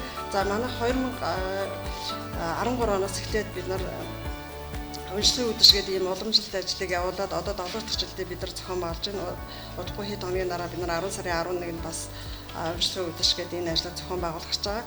За энд бол бид нар хүүхдүүдийг хонож өгчлүүлдэг. За энэ үед одоо ихвчлэн нөгөө уншлагын үдэш үйл ажиллагаа маань багангийн хүүхдүүд ирдэг учраас эцэг эхчүүд дайшгүй хүргэж ирдэг. За энэ боломжийг бид нар ашиглаад одоо эцэг эхчүүдийг алдахгүйгээр эцэг эхчүүдэд энэ сургалтыг явуулдаг юм байна. Бага насны хүүхдийг яаж номтой нөхөрлүүлэх вэ гэдэг энэ хичээлийг бид нар явуулдаг. За түүнчлэн бид нар хүүхдийн сэтгүүд уншлах нөлөөлөх нь гэсэн энэ лекц хичээлийг бид нар бас явуулдаг байгаа. За энийгээ бид нар мөн ерөнхийлөгчийн дэргэд хэлний бодлогын үнсээ зөвлөлөөс зохион байгуулж ирсэн хүүхдийн эхлэлний боловсрол гэдэг энэ сэдвт эрдэм шинжилгээний хурал дээр энийг тавьж хэлцүүлсэн. Тэгээд мөн одоо энэ хэлцүүлгийг бид нар эхлэлний тулгамдсан асуудал хэтийн төлөв гээд Монгол хэлний эрдэмтэн докторууд оролцсон энэ хурал дээр бас тавьж хэлцүүлсэн.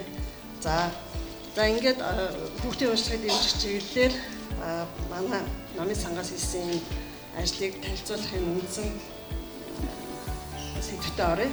За бид нар хүүхдийн уншлагыг дэмжих чиглэлээр нэлээд аянуудыг зохион байгуулсан. Энэ нь баруун бүс аймагуудын хийсэн ажил байгаа. За мөн зүүн бүсийн аймагуудад хүүхдийн уншлагыг дэмжих чиглэлээр аян зохион байгуулж явуулсан. Мөн зөөврийн намын сангийн үйлчлэгээ, за байгууллагын нийт ажилтнуудын багийн зохион байгуулалтаар бид нар одоо сайн дураар хийсэн энэ ажил, мөн зуны даалгавар сайн дурын ажил гэсэн энэ үндсэн энэ хүрээг хамрах болно.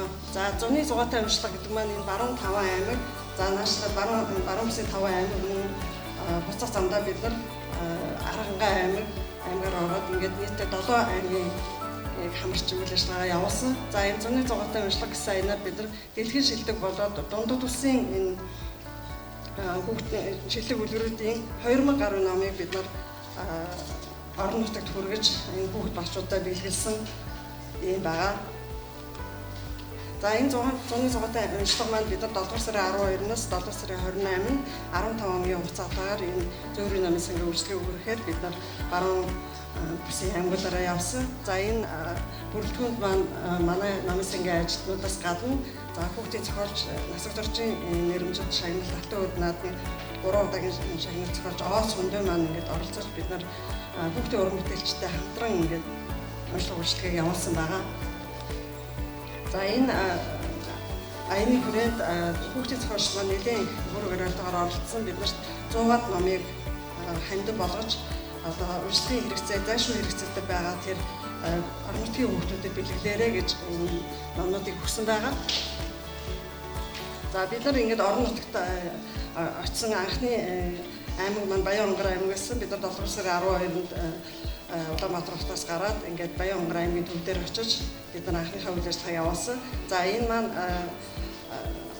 засаг зорчийн нэрмжирт шагнал зохиолч энэ Сүндэ зохиолчийн уулзалтаар бид нар эхэлсэн. За энэ уулзалтаар бид нар жинхэнэ одоо аслагдмал энэ орон нутгийнхаа хүүхэд багчуудад зохиолчод агуулж очоод тэр зохиолчийнхаа дуу хоолойг хүргэж одоо яг зохиолч маань өөрөө амьдараа уулзаж хүүхдтэйгээ санал бололтоо солилцох энэ боломжийг бүрдүүлсэн. За мөн манай хүүхдийн төв номын сангийн ажилтны өөрсдөө хан 3 таараа гэсэн хүүхдийн жүжигийг тоглож чанга уншихаа бид нар эсхийн ном болох болдгүй бор өвгөн Орос ардын үлгэр өнгөн шиг бид нар хормогчин номоор ингэж хүргэсэн байгаа. За энд одоо манай байгууллагын ажилтнуудын энэ Баян-Хонгор аймагт хийсэн орон нутгад хийсэн үйл ажиллагааны хэсгээс харагдаж байна. За бид нар ингээд 13-ндаа цаашаа Баян-Хонгор аймгийн бууцгаан сумаар дамжиж хүүхдүүдтэй номын биелэг гардуулж цаашаа явсан. За ингээ 14-нд бид нар Голтой аймгийн нийтийн номын санд очиж уулзаж номын сангийнхаа ажилтнуудтай хамтран уулзаж бид нар одоо туршлага солилцсон. За ингээд 7 дугаар сарын 15-нд бид нар Ховд аймагт очиод Ховд аймгийн дайрын сүмийн соёлын төвдөр бид нар хүүхдийн зохиол сүмрээ маань уулзах зохион байгуулсан. За манай ажилтнууд мөн энд дайрын сүмд хүүхдийн зохиолч Оос Өндөөгийн энэ шүлгийг манай багийн бүрэлдэхүүнд явсан 1-р ангиас сурч Номын гэрлэн маань дууссан шүлгийг мөн хүргэсэн байгаа. За мөн анууж ингээд охин маань хамтран суралцсан. За ингээд 7 дугаар сарын 15-нд бид нар Ховд аймгийн дайрын сумдаа зохиолч уншигчдын уулзалт явуулаад номын бидлэгийг гардуулаад ингээд цаашаа бид нар явсан. За ингээд цаашаа бид нар Ховд аймгийн байгалийн үзэсгэлэнт газар болох боломжийн хавцлын одоо тэр ойролцоо цусч байсан айлын хүүхдүүд бид нар номын бидлэгийг гардуулж явсан. За мөн ингээд цаашлаад бид нар 7 дугаар сарын 18-нд Ховд аймгийн төвд мөн буян тоолын өвөөнд хүүхд багчуудаа чанга уншлах хийж бид нар номын бидлэгийг гардуулж явсан. За энэ үйл ажиллагааны хэсгээс ингээд харагдаж байна.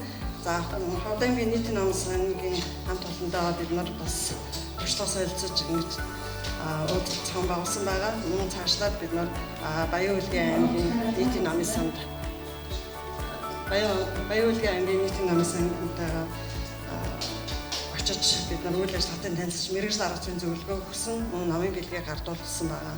За бид нар энэ бүх энэ аяныхаа хүрээнд аслагдсан дүүрэг ном зайлшгүй хэрэгцээтэй байгаа энэ хүүхдүүдэд хүрч ажиллахыг хичээсэн байгаа. За тэгээ ингэж алтан таван богд явах замдаа мөн бид нар зам зурдаа ном түгээж номын бидлэгийг гардуулж ингэж явсан.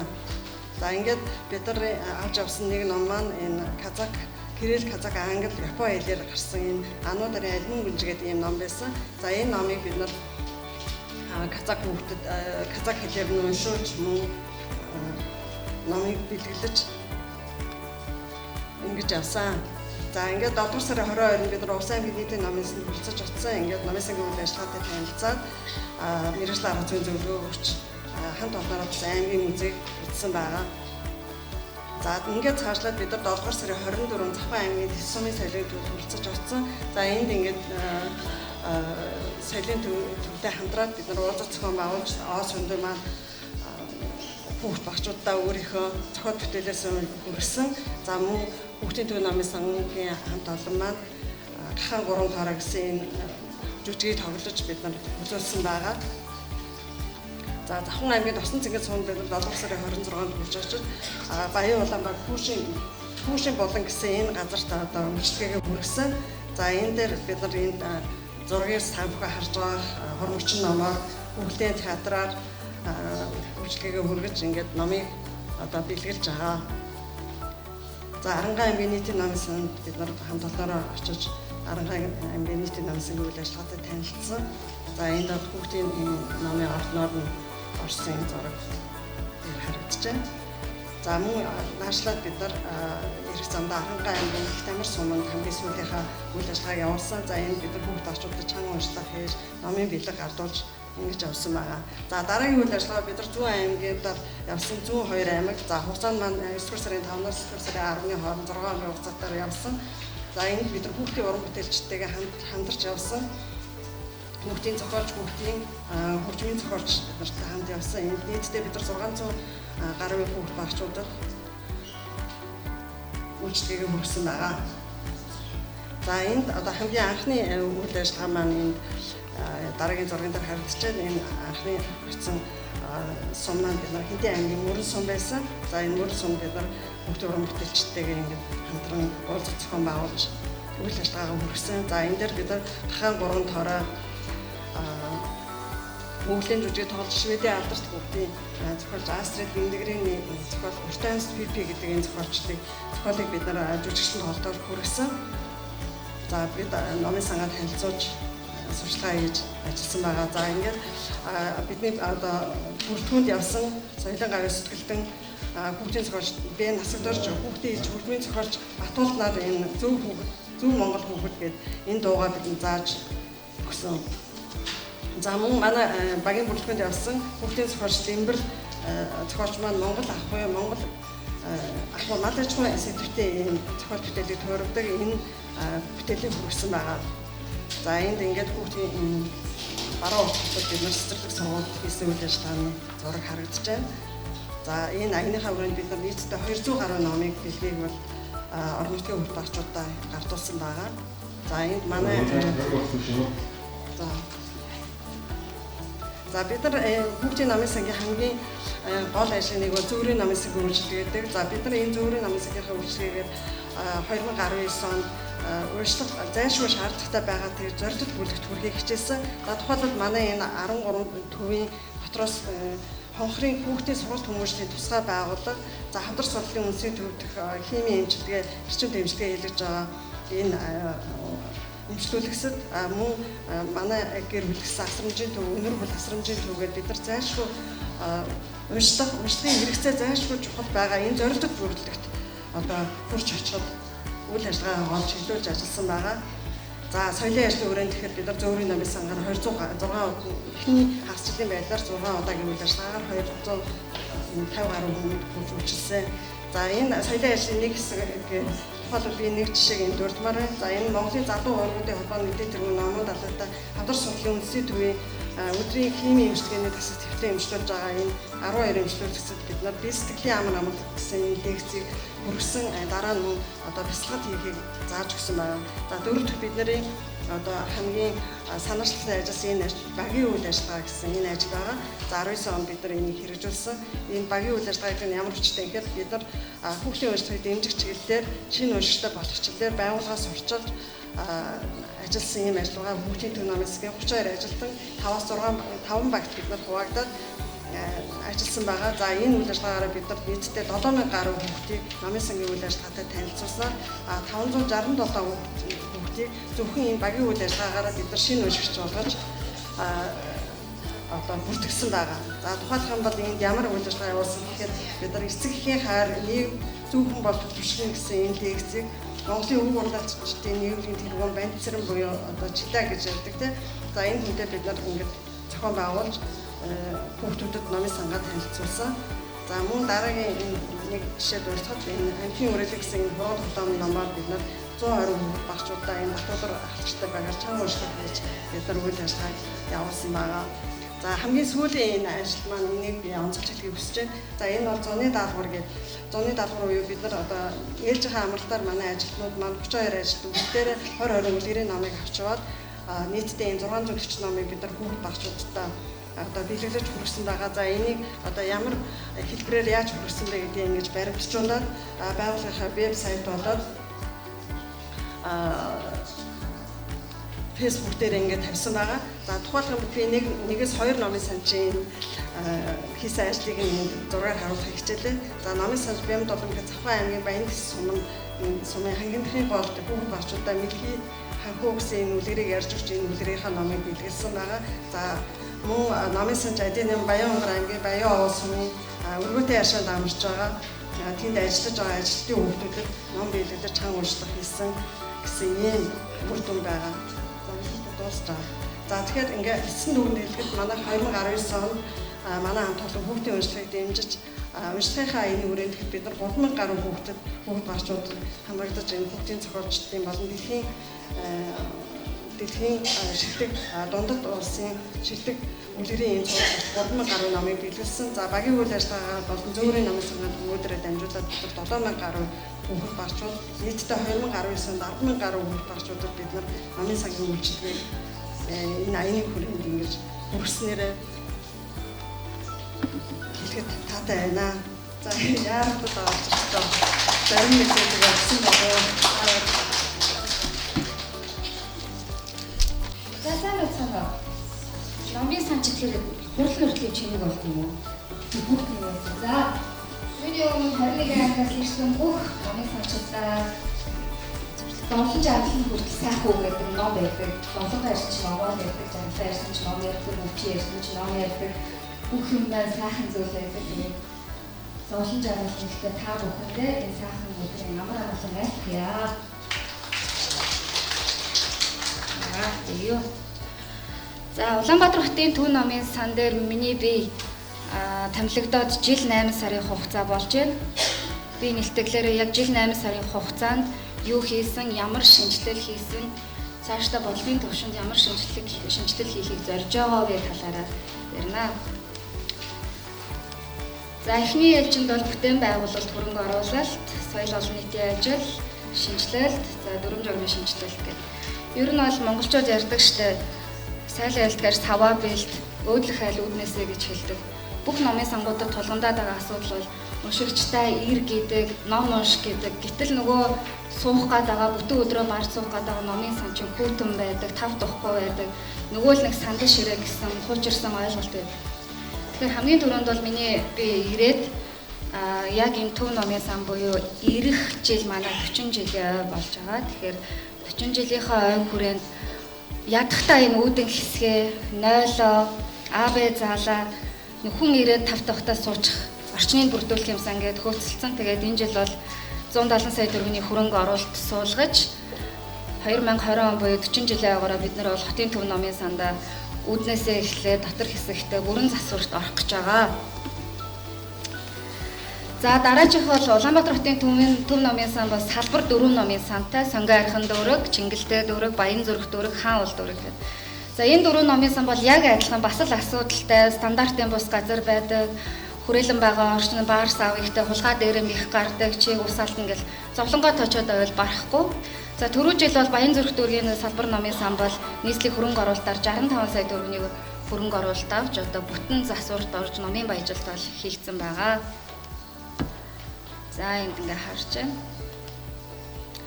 За мөн Сонгой архин дүүрэгт байдаг салбар номын сан маань нийслэлийн хөрөнгө оруулалт 90 сая төгрөг хөрөнгө оруулалт татаж мөн одоо уншлын бүх заал үүдийн хэсэгтээ бол засвар орж компьютер техник технологи номын баяжил дээр шинжилэл хийж чадсан. За Улаанбаатар хотын Төв номын сан бол энэ жил 40 жилийн хугацаанд бол хамгийн гол хийж байгаа ажил бол энэ RFID технологиг бол салбар 4 номын сан бол нийт 5 номын сандаа нэвтрүүлж байгаа. RFID чип одоо энэ технологи гэдэг маань ерөөсөө номын санчдын ажлыг хэлбэршүүлэх, за тоолгыг хэлбэршүүлэх, за мөн аюулгүй байдлын чип систем байгаа. За энэ бол өнгөрсөн жил тендер зарлагдаад хийгдээд энэ жил бол АБ заал маань орсон байгаа. За энэ жилийн тендерээр бол үлдсэн 4 ном салбар номын сан байна. RFID технологид бол нэвтрэхээр ажиллаж байна. Энэ бол Аздаа Хятад, за Монголдо бол манайх цорын ганц гэж бол явж байгаа. За бид нар бол ер нь төр засгаасаа заавал одоо дэмжээч хараач гэдэг байхгүй өөрсдийнхөө боломж олцоог бол маш сайн хайдаг. Энэ жилийн хувьд гэх юм бол Төв номын сангийн хувьд бол хүүхдийн одоо уншлагын танхимда Арабын нэгдсэн Эмират улс дээр бол төсөл бичээд хүүхдийн жишг номын сан байгуулъя гэж 55 сая төгрөгийн санхүүжилт босгоод одоо ингээд засварын үйл ажиллагаанд явж байна. Тэгэхээр бид нар бол нийслэлд байгаа хүүхдүүдийг хичээл амралт одоо хүүхдийн хүчирхийлэл, хүүхдийн одоо PC руу явах, PC-нд компьютер дондогч гэдэг юм уу. Ийм байдал дээр зүгээр нэг сандал ширээгээ бариад зүгээр нэг одоо хүүхдийн зохиолж авчираад уулзалт хийдэг. За энийхээ ажил болгоо цаашаа дэлгэрүүл 50 гэхээсээ илүү яг бүтээлчээр хүүхдүүд нь ирээд эндээ унтчихдаг, тоглолцдог. Тэгээ цаашлаад бүр хүүхдийн номын сангийн үнэр нь өөрөө ямар байдгийг, хүүхдэд ямар дурсамж үлдээх ёстой юм. Эндээсээ цаашлаад монгол хүний үнэт зүйлийг яаж бий болгохыг, монгол соёл, түүх, уламжлалаа яаж сурталчлахын гэдэг дээр бол анхаарч ажиллаж байгаа. Ингээд 10 сарын сүүлээр бол манай энэ хүүхдийн уншлах жишг номын сан бол ашиглалтанд орох байгаа. За миний би мөн одоо Зандан шатар сайдад хандаад номтой ордог энэ өрөөг бол бас засварлаж өгөөч гэж хүсэл тавьсны дагуу 15 сая төгрөгийн хөрөнгө оруулалт босгоод одоо бас засвар нь ороод ингээ явж байгаа. За түрүүнд Баяраа агшийн соёл урлагийн сургуулийн захирал Баяраа агшийн хэлсэнчлэн ерөөсөө миний ажил олгогчийг харж байгаа зүйл бол өнөөдөр ер нь бол болж байгаа бүж байгаа гэхээсээ илүү 21 аймгийн бүх одоо номын санд ажиллаж байгаа энэ хүмүүс ирсэн дээр нь хэлэхэд энэ тав тасарчлаа тий. Хэлэхэд бол юу байна вэ гэхээр ерөөсөө эдгээр муура дээрээ харж хэлж чагтаж өгчөж шинжилгээ хийх. Номын сангууд зөвхөн зохиолчтой унших одоо уулзалтаар одоо өөрсдийнхээ жилийн хийх ажлыг хязгаарлаад байдаг. Тэгээ энэ бол арай үр бүтээл багтай юм уу? Өнөөдөр аслагдсан дүүргүүдэд ямар их хүүхдийн одоо хүчирхийлэл гарж ийн. Энэ нийгэм ямар соён гэгэрхгүй харанхуй бүдүүлэг байна. Тэгээ энэ дээр бол би ажиллаа авахд бол Улаанбаатар хотын төв номын сан дээр яг брэнд болсон, яг санаачилж хийдэг бол ажил байгаагүй. Тэгээд ирээд бол Нацаг доржийн номын сан гэдэг утгаараа Нацаг доржийн шагнал зохиолчтой сар бүрийн одоо уулзалтыг хийдэг басан. Энэгээр бол би зохиолч нарт ямар шаардлага тавьдаг вэ? Зүгээр нэг уулзалт хийхийнхээ оронд лекц уншаа, яаж номоо бичдэг, яаж уран бүтээлчин төрдөг. Ерөнхийдөө бол академик түвшний сурвалж энэ одоо уншигчдыг соён гэгэрүүлэх тал дээр илүү сайн ажиллаа гэсэн хүсэлтийг бол тавьдаг байгаа. За мөн одоо номын сан дээрээ хүн хүлээгээд суухгүй, уншигчдыг хүлээгээд суун гэхээсээ илүүтэй өнөөдөр дэлхийд дахин гарт багтж гин гар утсаараа бид нар бүх ажлаа амжуулдаг болчихсон. Тэгэхээр номын сангийн пэйж, вебсайтаа идэвхжүүлэх зорилготойгоор зохиолчдоосоо бас зайлсхийгээд судлаач нар руугаа хандсан номын сангийн зочин ярилцлагын болон нээсэн байгаа. За энэ дээр бол плиз 16 асуултаар хүүхдүүдийг, оюутан залуучуудыг, салбар болгонд сурж байгаа оюутан залуучуудыг номон дуртай болгох чиглэлээр салбар бүрийн эрдэмтдийн одоо ярилцлагыг хийдэг юм зочны одоо ярилцлагын болонтой болсон байгаа.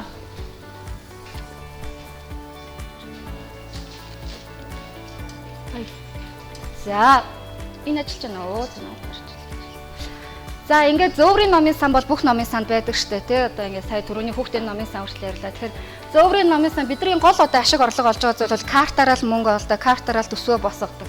Карт нэр. Тэгэхээр бид нар бол зөвхөн үн төлбөргүй зөөврийн номын сан гэрээний хүрээнд айчин гэхээсээ илүү яг төрийн албан дээр номын сандаа сууж чаддгүй, ном соёлын хүртээмж авч чаддгүй албан агч нар зориулаад оюунлаг төрийн албан агч гэж төсөл хэрэгжүүлсэн.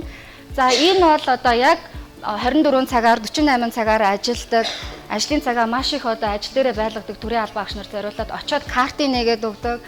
За мөн хэрэгцээтэй шаардлагатай номнуудыг сар болгон ингээд сэлбээд явдаг байгаа. За энэ дээр бол одоо иргэний нисэх, төмөр зам, хууль зүйн хүрээлэл яам гэдэг одоо маш олон газрууд бол хамрагдсан байгаа. Түрүү жил бол номтой галт хэрэг төслийг бас эхлээ явж байгаа. За номын хямдралтай худалдаа гэдэг ерөнхийдөө бол би хувь өөнийхөө үүднээс бол номын хямдралтай худалдаанд бол бүдээлэн таатай байдаггүй. Яагаад вэ гэхээр энэ цаана нь оюуны өмч, зохиолчдын эрх ашиг, номыг бид нэр бурхан дахишгээд дээдэлж үздэг хэрнээ талбай дээр хятадын бараа шиг хямдруулаа зарна гэдэг бол цаад утгаараа димэг. Гэхдээ соёл олон нийтийн ажлын хүрээнд бол номыг хямдралтай авах нөгөө юм үнгүй юм уу хямдарсан гэдэг тэр нөгөө сэтгэлгээгээр нь татаж номыг танилцуулах гэдэг утгаараа бол зөвхөн талбай дээр номын ертөнц төрийн бас байгууллагын зохиосон номын баярыг хүрээнд гэхээсээ илүү номын сан дээрээ одоо юм үзэсгэлэн худалдаа уулзалтуудыг бол 9 цагаасаа бол цагаан сарын бэлэг, цагаан сараар ном бэлгэлээ, дэлхийн номын өдөр гээл Улаанбаатарчууд уншиж ингээд ийм одоо худалдаа ярангуудыг бол зохион байгуулж байгаа.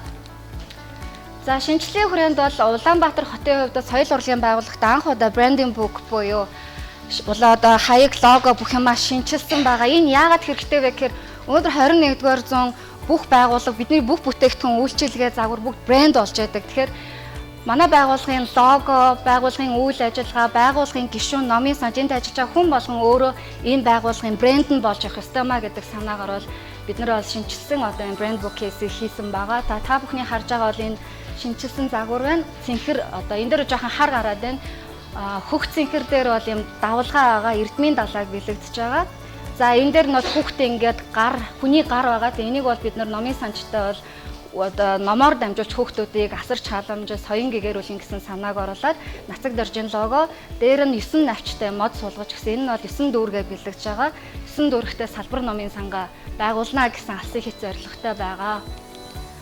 За мөн хаул дүүрэгдэх ерөнхийдөө нөгөө төрийн байгууллагуудаас мөнгө санхүүжид дэмжин гэхээсээ илүү салбар дүүргийн номын сангуудаа ямар одоо нэрэмжтэй байх, нэрэмжит болгосноороо одоо ямар ач тустай, ямар одоо номын санд хэрэгтэй байх юм бэ гэдэг утгаараа бид нар бол сүрэн жавга хаул дүүрэгт насаараа амьдарсан юм байлаа. Тэгэхээр сүрэн жавга Монгол эрхтэй хүний үнэт зүйлийг бий болгох, наадам Монгол уламжлалт соёлыг дээдлэх зорилготойгоор сүрэн жавга нэрэмжит болгосон байгаа хаул дүүргийн номын сангаа.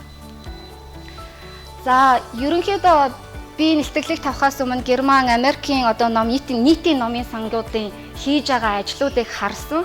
Тэгээ ихэвчлэн бол одоо яг нийтийн номын сангуудын дүүрэг болгондох салбар номын сангууд бол сар болгон зөвхөн одоо эцэг уншигчдыг дуудаад нэг зохиолчтой унших гэхээс илүү гэр бүлээрээ ирэх, хосуудаараа ирэх, анги хамт олноороо ирээд бүтээлчээр ямар ажил хийх боломжтой юм гэдэг тийм сургалтууд маш их хийдэм байлээ. За эндээс үндэслээд бол манайх Америкийн соёлын төв Америк элчинтэй хамтраад түрүү жил бол Makerspace буюу бүтээгчдийн орон зайг танхимын үйл ажиллагааг нэг 3D принтерийн сургалтыг одоо Arduino төсөлгээд хийж байгаа. Энэ жил энэ сар бол манай 5 дахь төгсөл эвсэлтэй бол авчихсан явж байгаа. Энэгээр бол хүүхдүүд инженерийн сэтгэлгээ, бүтээлч сэтгэлгээ ядахтаа л одоо байгаль их дэлхийгээ хайрлах, өөртөө байгаа хуучин хувцас яаж бүтээлчээр ашиглах вэ гэдэг маш сайн сургалт. Иймэрхүү сургалтууд бол Улаанбаатар хотод 350 мянгаас 500 мянган төгрөгийн сургалтууд явагддаг. За манай номын сан дээр бол энэ сургалтаа үн төлбөргүй астагдсан дүүргүүдийн одоо төлбөрөө төлөөж явах боломжгүй. Гэхдээ сайн сурж байгаа хүүхдүүд бол ихэвчлэн шалгаруулж аваад суралцуулдаг байгаа. За мэдээж одоо бүх номын сангуудын ирээдүйд тавьж байгаа зорилго бол цахим номын сан болгох гэдэг асуудал байгаа. Цахим номын сан ярихад амар боловч жирийн иргэдэд ярихад амар боловч цаана маш олон том асуудлууд тулгамддаг. Энэ юу гэдэг вэ? Наандаж одоо оюуны өмчийн асуудал яригддаг. За энэ хүрээнд бол бид нар соёл урлагийн их сургуулийн соёлын сургуулийн хамтын ажиллагааны гэрээнийхээ хүрээнд бол ямар ч байсан цахим номын сангийн суурай тавья гэдэг комисс байгуулад за ингээд оюуны одоо өмчийн юу шаардлагагүй 50 жилийн нөгөө хугацаанд өнгөрчихсөн бүтээл гэдэг бол сканертаа захим хэлбэр рүү шилжүүлэх ажил бол эхлээд ингээд явж байгаа. Энд ашрамт хэлэхэд бол энэ соёл урлагийн их сургуулийн соёлын сургуулийн хамт олонд бол баярлаа гэж хэлээ. За мөн одоо EPUB буюу харааны бэрхшээлтэй иргэдэд зориулан бүтээдэг цахим номын хамгийн хүртээмжтэй форматыг бол хэрэгжүүлээд эхэлж байгаа. Түрүү жил бид нар Дэлхийн номын баярын өдрөөр бол Global Book Service буюу харааны бэрхшээлтэй иргэдэд зориулсан за бүх одоо сонсдог болон Брайлсгийн номын 250 мянга гаруй ном унших эрхийг Улаанбаатар хотын төв номын сан өөр дээрээ авч гэрээ байгуулсан байгаа. За ерөнхийдөө бол эрэхэд бол Улаанбаатар хотын төв номын сан наана хишнээ соён гэгэрүүлэх байгууллага сайхан гэж харагдчихсэн хэдиж фондны дүрм журам, үйлчилгээний стандартаа барих, за хууль дүрм журам сах гэдэг асуудал бол маш хүнд байсан. Яг үнийг хэлэхэд бол дотроо одоо хинэн номын санч, хинэн жижүүр, хинэн цэвэрлэгч нь мэддэхгүй, джинстэй явж байдаг, одоо торон хувцастай явж байдаг, номын санч нар үйлчилгээний ажил, соён гэгэрүүлэх мөртлөө хин мэддэхгүй сууж байдаг, үйлчилгээний стандартаа барьсан дуу хоолой үг яриагаа ашигладаггүй.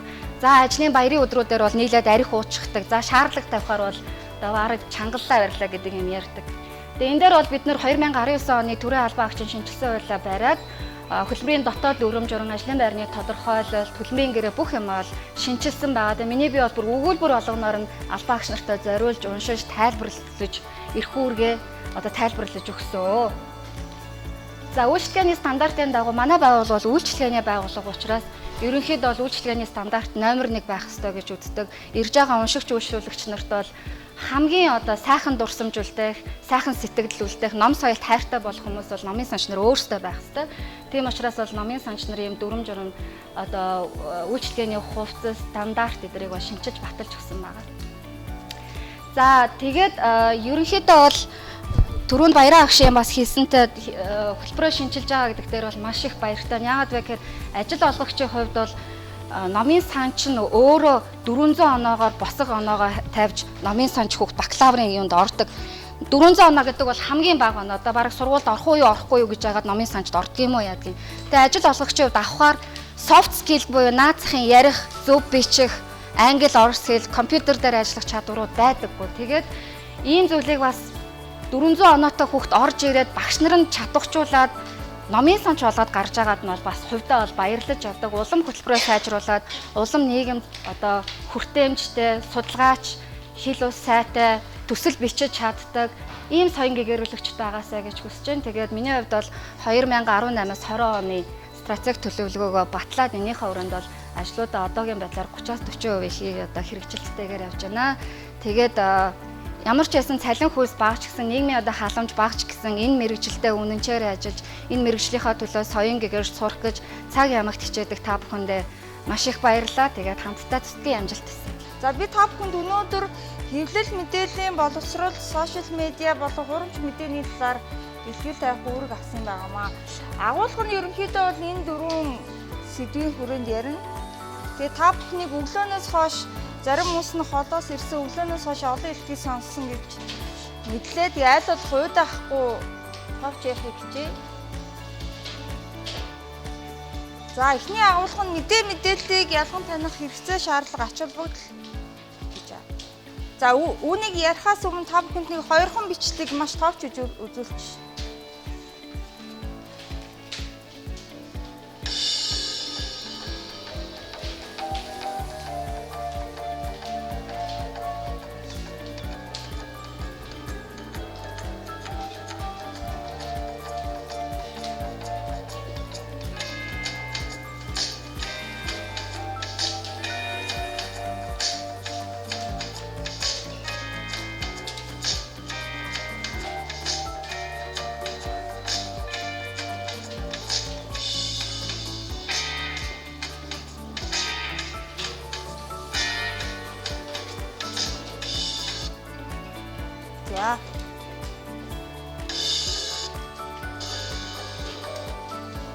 За хоёр дахь бичлэг нь болохоор энэ.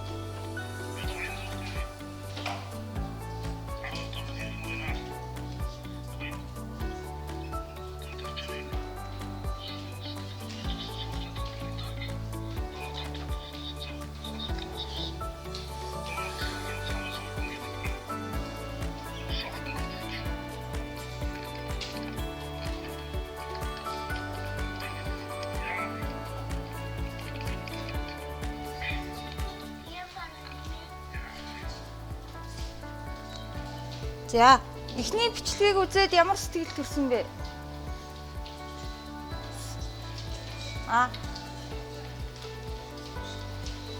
Энэ бичлэгийг үзээд ямар сэтгэл төрсөн бэ? Ямар нэгэн санаа бодол орсон уу та хэдийн толгойд? За, энийг үзээд би л за энэ дэлгүүрээс те өндөр үнээр худалдаж авч яхаар нэг сүүгийн сүү ашиглаад өөрөө ийм аятайхан хүнсийг бол хийж чадах юм байна гэсэн бодол төрж исэн. За гэтэл дараагаар нь бол та бүхэн мэдж байгаа саяын мэдээллийг өмнө нь үзчихсэн тий та. За сүүгийн таргнаас огтхон гарсан тухай мэдээлэл бол манай нэгэнд нэлээд одоо цочроосон олон нийтийг давлгаасан ийм мэдээлэл болсон. Гэтэл энийг үзсний дараа бол тий сүүгийн бүтээгдэхүүнийг ах уу үгүй юу гэдэг эргэлзээ төрж байгаа тий. За ямар эргэлзээ гэхээр за ер нь энэ сүүг хэрэглэхээ болох уу? Эсвэл цаашдаа худалдаа авсаар л байх юм гэдэг асуултыг магадгүй өөрсөндөө тавих байх. За ер нь сүүг компанид итгэх ёстой юм уу? Болох ёстой юм уу те? За зарим манай үндэсний үйлдвэрлэл бол ер нь ийм штэ, ийм чанаргүй те, стандартгүй байна гэх бол зарим нь бол одоо энийгээ дэмжсээр явах болно гэж хэлж байна. За үүгээр юу хэлэх гээд байна вэ гэхээр бидний хүлээн авч байгаа мэдээлэл бол мэдээлэл бүр биднэрт ямар нэгэн дүгнэлтийг өгдөг гэсэн үг. Тухайлбал сая эхний бичлэгийг үзээд сүүгийн бүтээгдэхүүнээр ийм гой зүйл хийж болох юм байна гэж дүгнчээд байж хахад хоёр дахь бичлэгийг үзсний дараа энэ дүгнэлтэнд саад болж байна тий. За өөрөөр хэлбэл бидний хүлээж авч байгаа мэдээлэл дүгнэлт болоод энэ дүгнэлтэнд сонголт шийдвэр болдог. Энэ шийдвэр бидний амьдралыг яаж цаашаа явахыг шийдэж гинэ гэсэн. Өөрөөр хэлбэл юу гээд байна вэ гэхээр мэдээлэл бол бидний амьдралыг авч явж байгаа асар хүчтэй зэвсэг байна гэж хэлдэг байна. За тэгвэл бидний амьдралд ингээд шууд нөлөөлөд байгаа те энэ мэдээлэл гэж юу юм бэ гэдэг талаар ярина. Тэгээ мэдээллийн ялгааг ярьчаад дараа нь яагаад юу биднэрт хэл мэдээллийн боловсрол хэрэгтэй юм бэ гэдэг талаар та бүхэн ярих. За мэдээлэл гэж юу вэ? Одоо бид нар бол мэдээллийн 90 100-д амьдарч байгаа. За тийм учраас энэ бол өмнөх 100-ынхаас мэдээлэл гэдэг ойлголт нь эрс өөр болсон. За мэдээлэл бол нөхцөл байдал, үйл явдал, арга хэмжээ гэх хүний тухай ер нь баримтыг мэдээлэл гэж ойлгож байна.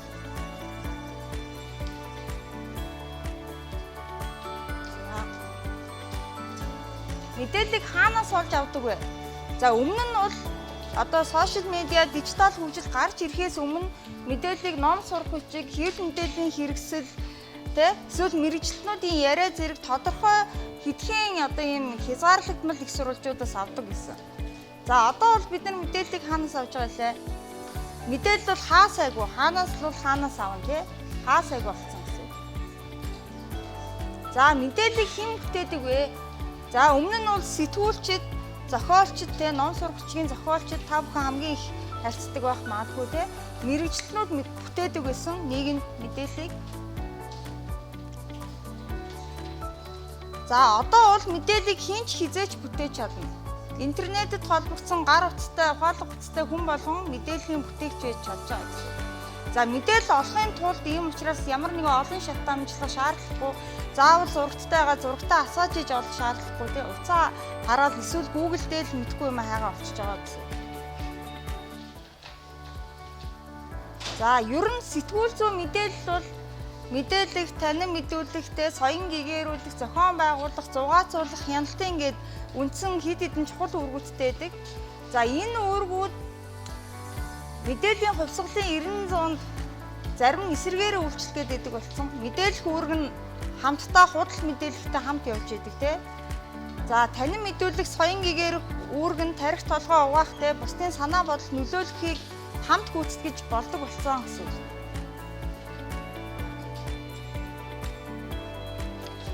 За одоо цагт бол мэдээлэл бид нарыг олдог болсон. Энэ үгийн яг утга учир нь юу гэдэг байгаа юм бэ? Мэдээлэл бид нарыг олно гэж яг юу гэдэг байгаа юм бэ гэдгийг дараагийн слайдууд дээр ярьчихна. За энэ үед мэдээлэл бид нарыг олж байгаа энэ үед өмнөх үед бол техник технологиос өмнөх үед хүмүүс зөвхөн хязгаарлагдмал их сурвалжуудаас тухайлбал зөвхөн үндэсний телевизээс мэдээлэл авч исэн үед түүнд итгэх итгэл үнэмшил өндөр байсан тий.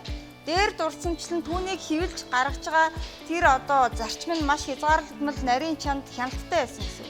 За гэтэл одоо тийм хяналт байхгүй учраас мэдээлэл өөрсдөө биднийг олдог болсон учраас тий хинч ямар зорилгоор хүссэн мэдээлэлээ бүтээх энэ нөхцөл боломж бүрдсэн учраас үүнд итгэх итгэл бол бага байх ёстой. Гэтэл манайд бол эсрэгээр яваад байна л да. Ийм орчин нөхцөл сошиал медиа техник технологийн үед зөвхөн зөв баталгаажуулсан мэдээлэл итгэх ёстой. Тэгжээж нийгэм зөв явах ёстой. За баталгаажуулаагүй бол бидний шийдвэр буруу болчихно те. Тэр мэдээллийг бусад түгээвэл буруу болчихно. За гэтэл хамгийн ноцтой улаан гэрэл дээр байгаа нь юу вэ гэхээр манайд энэ баталгаажуулаагүй мэдээлэлд итгэх итгэл асар өндөр байгаа. Манай нийгэм.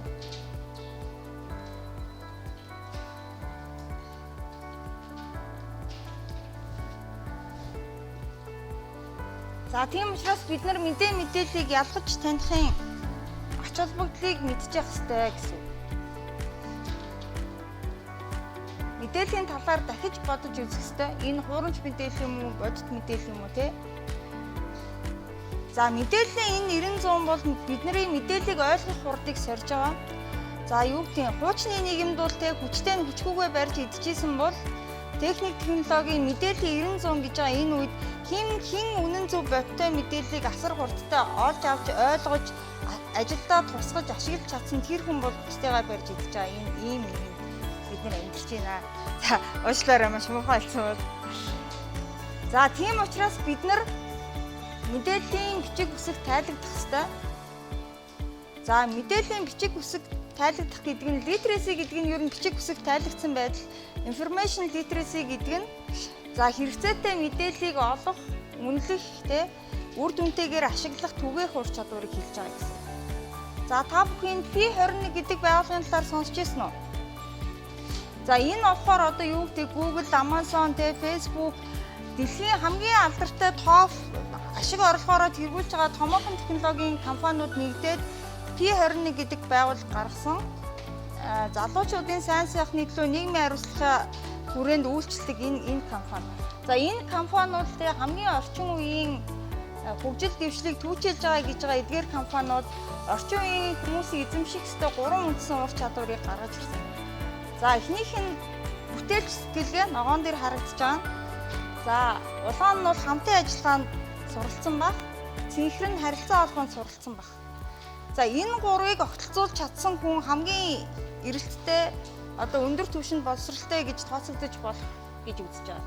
За энэ гурав огтлцож бүтээлч байдал буюу инновац гарч ирнэ гэж үзэж байгаа гэсэн. За хэрвээ бид нар хэвлэл мэдээллийн боловсрол суралцаагүй бол энэ гурыг огтлцуулахад маш хэцүү гэж хэлдэг байна. За саяын яг мэдээллийг бид нар ялгаж таних ёстой юм байна.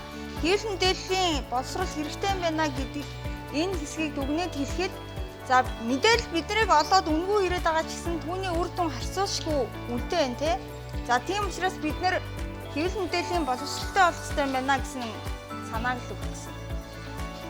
За өөрсдийн авж байгаа болон бусдад түгээж байгаа мэдээлэлтэй шүүлттэй шүүмжлэлтэй хандмаар байна.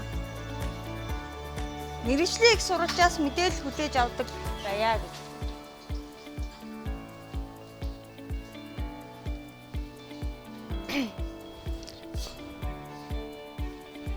За тэгвэл тэр хэвлэл мэдээллийн боловсрол бидний сурах ёстой гэж үзээд байгаа тэр боловсрол гэж юу юм?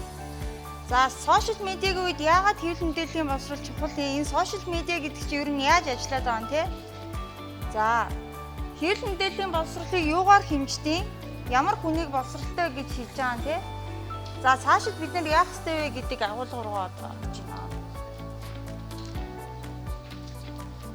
За хөгжингүй орнуудад энэ талаар асар эртнээс ойлгоод ач холбогдлыг нь ухамсарлаад 10 жилээс нь эхлээ заагаад боловсруулад явж исэн. За 93 оны үед энэ хоёр хүний гаргасан онолоор бол тодорхойлолтоор бол хэвлэл мэдээллийн боловсрол гэдэг нь олон төрлийн мэдээллийн хэрэгсэл нэвтрэх, мэдээлэл олж авах. За баярлалаа. Байна. За. Мэдээлэл олж авах, түүний агуулгад анализ хийх, за үнэлж дүгнэх, тэр битгий хэлбэр өөрөө хэвлэл мэдээллийн хэрэгсэл үүсгэн байгуулах энэ ур чадварыг хэлдэг. Тэгэхээр зөвхөн ингээд нэг мэдээлэл уншаад түүнийгээ түгээх асуудал биш. Энэ бол аюул цогц асуудал байна гэж ойлгож байна. За энэ текстийг та бүхэн уншаад хамгийн анхаарах ёстой зүйл нь юу вэ гэхээр олон төрөл хэлбэрийн мессежид нэвтрэх түүнийг ойлгох түгээх гэж байгаа. За мессеж гэдэг нь яагаад орцсон бэ гэхээр зөвхөн хэвлэл мэдээллийн хэрэгслүүд мэдээлэл үүсгэж байгаа юм биш. Сошиал хэрэглэгч ч гэсэн мэдээлэл үүсгээд олон нийтэд мессеж өгöd байгаа учраас энэ мессеж гэсэн үг сүүлийн үеийн тодорхойлолт дээр нэмэгдээ явсан гэсэн. За эдгээрийг ер нь нийлүүлээд үзэх юм бол хэвлэл мэдээллийн боловсрол гэдэг бол шүүмжлэх сэтгэлгээний ур чадварыг мэдээллийн урсгалтай холбоо авч үзэх энэ чадварыг хэлж байгаа гэсэн. За наривчлах юм бол бидний нийгэмд явж байгаа гол мессежүүдийг ойлгохдоо энэ яг ямар утга учиртай, яагаад эдгээр гарч байгаа вэ гэдгийг ойлгож чаддаг болох. За хурамч мэдээлэл ёс зүйн нэг талыг барьсан мэдээллийг ялгаж чаддаг болох мэдээний үнц нь ач холбогдлыг таньдаг байх. За үзэл бодлоо зөв зөвхөстэй илэрхийлэх, мэдээний нийтлэлийн яригдаагүй эсхийг өөрөө эрэлхийлж олж авч чаддаг байх гэх мэт ийм нарийн зүйлүүд хэрэгтэй. За сошиал медиагийн энэ үед биднэрт яагаад хэвлэл мэдээллийн боловсрол хэрэгтэй вэ? Та бүхэн сошиал медиа ашигладаг уу? Ашигладаг юм байна уу? Facebook, Twitter ашигладаг юм байна уу? За бүгдээр ашигладаг За хүн бүхэн шуураад ашиглаад байгаа энэ сошиал медиа яагаад энд хүн бүхэн ороод ашиглаад байгаа вэ гэвэл энд асар их боломж байгаа. Үүнийхээ хажуугаар бас асар их аюул байгаа. Боломж өндөр байгаа учраас хүмүүст үр дүнгээ өгж байгаа учраас хүмүүс яхааргүй үүнийг ашиглаж байгаа гэсэн. За тэдгээр боломжийг нь би хувьдаа нэг 3 боломжийг ингээ базаад үзсэн. За сошиал медиа тухайлбал Facebook бол биднэрт дэлхийн өнцөг болон бүрт байгаа хинтээж хамаагүй холбогдох, үнэгүй холбогдох ийм боломжийг олгож байгаа. За энэ бол асар том боломж байна За өөртөө тохиолдсон мэдээллийг бусдад хуваалцах боломж. За олон нийтийн санаа бодлыг дүрслүүлэх боломж. Өөрөөр хэлбэл өөрийнхөө дуу хоолойг Facebook дээр илэрхийлснээр тэр асуудлаа бүлэгтэй шийдвэрлэхдээ эсвэл нийгмийн анхааралд оруулах гэх мэт ийм боломжууд байна. За гэтэл бидний байнга хэрэглээд байгаа энэ Facebook гэдэг бол компани хамгийн өндөр ашиг орлоготой компаниудын нэг. За манай дэлхий дээр амьдарч байгаа 6 хүн тутмын нэг нь Facebook хэрэглэгч гэсэн. 65 сая компани байгууллага Facebook-т нэгдсэн энэ тоо цаг хугацаа минутаар хэмжигдэхгүйгээр байнга нөлөөлж байгаа. За Facebook бол асар том зах зээл байна маш олон хэрэглэгчтэй маш олон байгууллага нэгдсэн.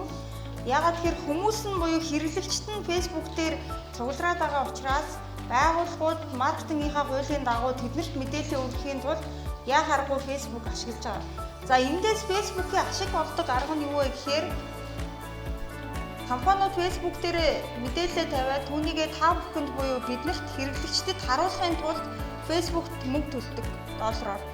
Өөрөөр хэлэх юм бол юу гэдэг манай дэлгүүр шинэ гутал ирлээ гэдэг мэдээллийг та бүхэн одоо гутал сонирхдог Улаанбаатарт амьдарч байгаа тэдээс тэдэн насны эмэгтэй хүнд харуулад өгөөч гэсэн наривчилсан тохиргоогоо захиалаад $100 доллараар ч юм уу энийг тэр хүмүүст харуулад өгөөч. Тэнгүүд бид нар хүн болгон Facebook хаягтай байгаа шүү дээ. Тэр хаягийн мэдээллийг Facebook цуглуулад бүгднийг ингээ ангилсан байдаг. Энэ хүн ийм сонирхолтой, тэдний насны ийм мэдээллийн зуршилтай гэх юм уу Тэр мэдээллийг Facebook эдгээр 65 сая компаниудад зарж байна гэсэн. Энэ аргаар мөнгө олж байгаа. За Facebook бол тэгэхээр сошиал медиа бол тэгэхээр бол компани гэж харж болохоор компани юм чинь гол зорилго нь ашиг олох байж таараа.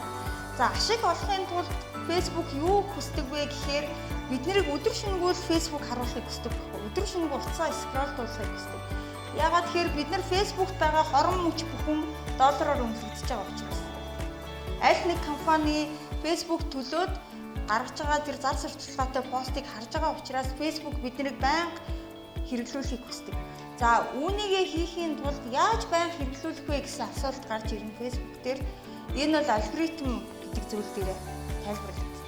За алгоритм нь юу вэ гэхээр тухайлбал бид нар Facebook дээр хараад хамгийн түрүүнд орж байгаа энэ зүйл бол мэдээний хан буюу news feed гэж нэрлэгддэг. үлддэг те. За энэ ханам дээр юу харуулбал эдэр жаргал гэдэг хүн Facebook-ийг байнга ашиглах вэ гэж Facebook-ийн ажилчид бодолцож үздэг байна.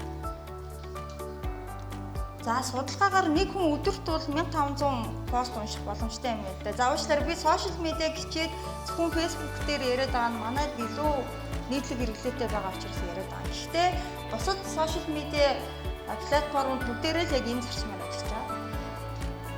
За гэтэл дундаж хэрэглэгч бол өдөрт дээдл нь одоо дунджаар ер нь 300 орчим пост уншдаг юм байна л да. Facebook дээр. За тэгэнгүүт хэрвээ би 800 найзтай бол Facebook энэ 800 найзын те хэдийнх нь хинхнийх нь 300 постыг надад уншуулах вэ гэдгийг шийднэ гэсэн үг. Facebook шийднэ. За тэгэнгүүт 300 найзынхын нэг нэгээр нэгээ сонгочдгоо дийлэгтээ одоо 800 найзтай байлаа гэхэд нэг 20-40 хүнийх нь бичлэгийг л надад харуулдаг гэсэн үг цаанаасаа. За тэр хүмүүсийн пост л өөрөөр хэлбэл миний мэдээлэл авах бас орчныг хязгаарлах гэдэг нь тий. Хэрвээ өөр хэвлэл мэдээллийн хэрэгслээс мэдээлэл авдаггүй бол тий.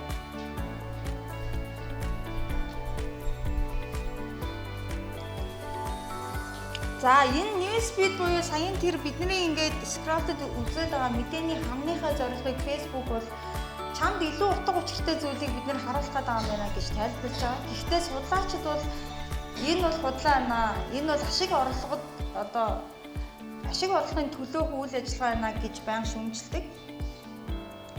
За тэр ханыг ажилуулад байгаа алгоритм гэдэг нь age rank гэдэг зүйлээр тодорхойлдог. За энэ юу вэ гэхээр бидний Facebook дээр хийж байгаа үйлс болгон тухайлбал хин нэгний постн дээр лайк дарах, сэтгэл бичих, би нэгний нэрийг хайхтай эсвэл бичлэг үзэх бүх үйлдэлийг age гэж нэрлэдэг. Эдгээр үйлслүүдийг ирэмблээд оноогоор дүгнээд гаргахыг нь age rank гэж хэлээд байна. За энийг юугаар хийдэг вэ гэхээр 3 үндсэн зүйлээр хийдэг. Хүндийн үзүүр, цаг хугацааны үзүүр, хэрэглэгчд хоорондоо ямар холбоотой байгаа вэ гэдэг дээр.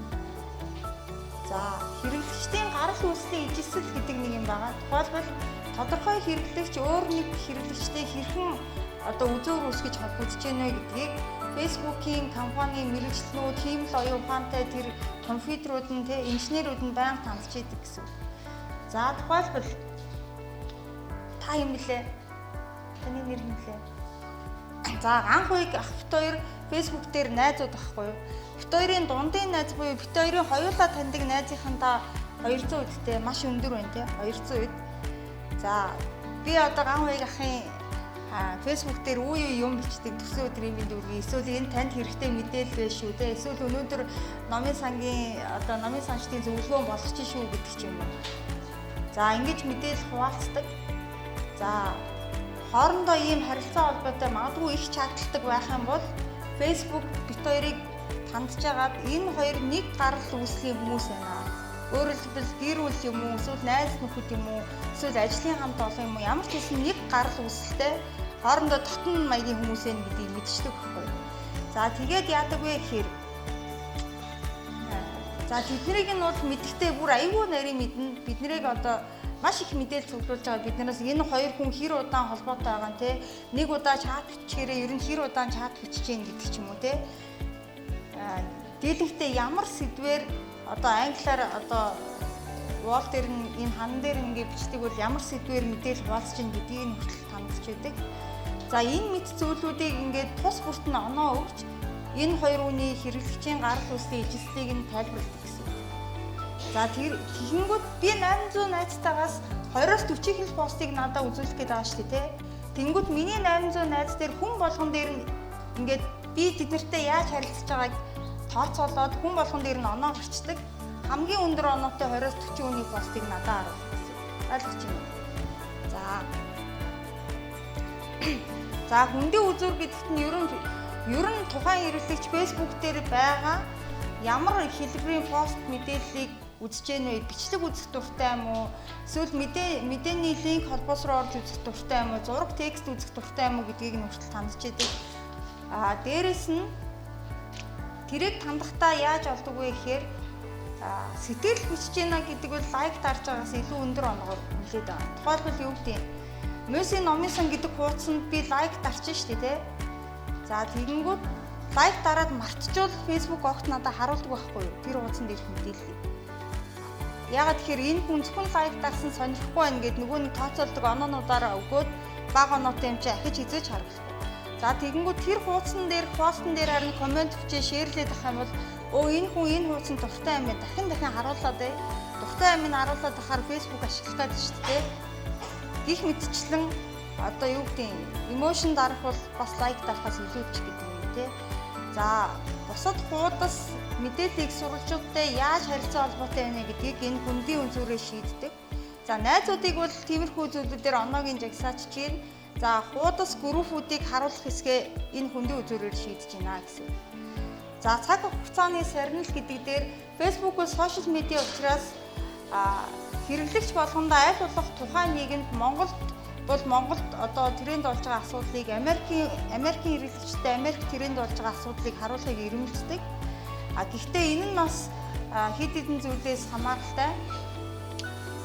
Тэр хүн Facebook-ийг хэр тогтмол ашигладгийг нэг ашиглахаар орохдоо хэр удаан ашигладгийн зэргийг нь таньжиж яг тухайн нийгэмд од болж байгаа сэдвийг харуулах уу юу гэдгийг бас шийдэж байгаа гэсэн. За энэ age rank гэж байгаа шийдэж байгаа саяын 3 үзүүлэлттэй энэ age rank гэдэг алгоритм Facebook-ийг ажиллуулж байгаа алгоритм 2013 онд машин learning алгоритм нэртэй болсон 100 мянган гаруй хүчин зүйлүүдээс нөлөөлж байгаа.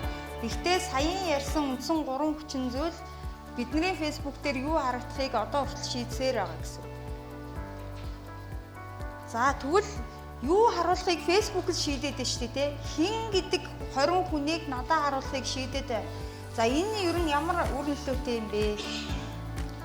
Таны мэдээллийн их сурвалжийг зөвхөн тэр 20-40 хүн л бүрдүүлж чинь гэсэн.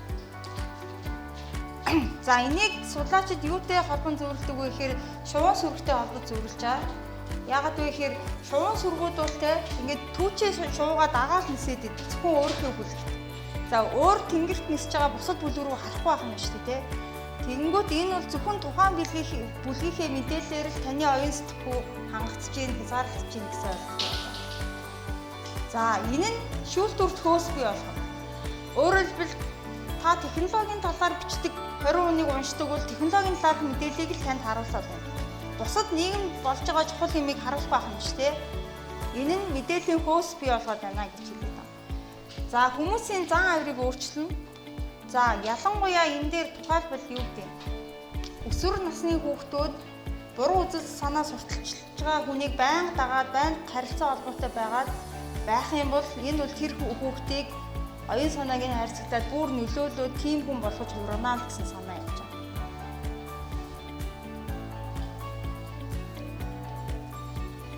За мэдээллийн их сурвалжийг хайрцагснаар алгоритм буюу саяын оноонуудаар бидний их сурвалжийг ингэж хайрцагснаар бидний оюун санааг хайрцагж гин гэсэн үг. За энэ процесс бол олон нийтийн санаа бодол бүртгэхэд маш хүчтэй нөлөөлж байна. Хамгийн олон дагагчтай сувгуудаар дамжуулж хүлээн зөвшөөрч боломгүй те үзэл санаа нийгэм түгээх, хуурамч мэдээлэл түгээх. Тэгээд тэдгээр сувгууд нь өөрөө эргээд дотроо одоо үнэлэгдсэн те. Тухайлбал би 200 мянган дагагчтай энэ хүн байна. Танаа хэлсэн мэдээллийг түгээгээд үгүй надад мөнгө өгөөч гэж явж байдаг ийм санхүүгийн харилцаа бий болсон учраас энэ сошиал медиагийн үед хэвлэл мэдээллийн боловсролд анхаарах ёстой гэж хэлээд байна. Маш аюултай байна те. За та бүхэнд хэн нэгэн найз чинь юу гэдэг чи миний Facebook дээр лайк дарахаа болцсон энэ төр гэж хондлож ирсэн үү? За хэрвээ тэгжсэн бол Facebook-ийн алгоритм тооцоолоод за энэ хүн энийг нэг сонирхгүй байна гэж тооцоолсон гэсэн үг те. Найзыг чинь танд мартуулсан байна шүү дээ те. За бидний зүгээр ойр татны харилцаанд хүртэл ингэж нөлөөлөх гэдэг нь асар их аюултай байна гэсэн.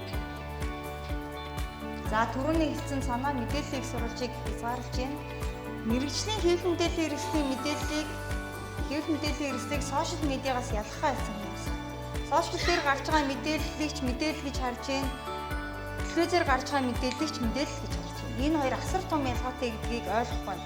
Яагаад тэгэхээр телевизийн мэдээч гэсэн Facebook-ийн мэдээнд дундаа ороод явж байгаа учраас тий ялахгүй байхгүй юу?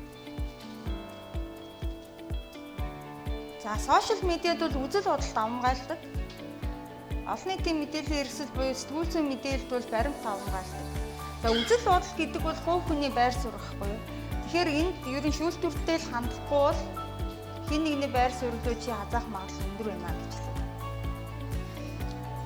За хамгийн том аюул нь хуурамч мэдээний урсгал олон нийтийг төөрөгдүүлж байна. За тэгэнгүүт нөгөө нэг улс төрчид чинь эрх баригчид чинь хин нэгэнд мэдээллээр нөлөөлөхийг хүсэж байгаа компаниуд, хувь хүмүүс те. За энэ үнэгүй сайхан сувгуудыг чинь ашиглаж болох юм байна.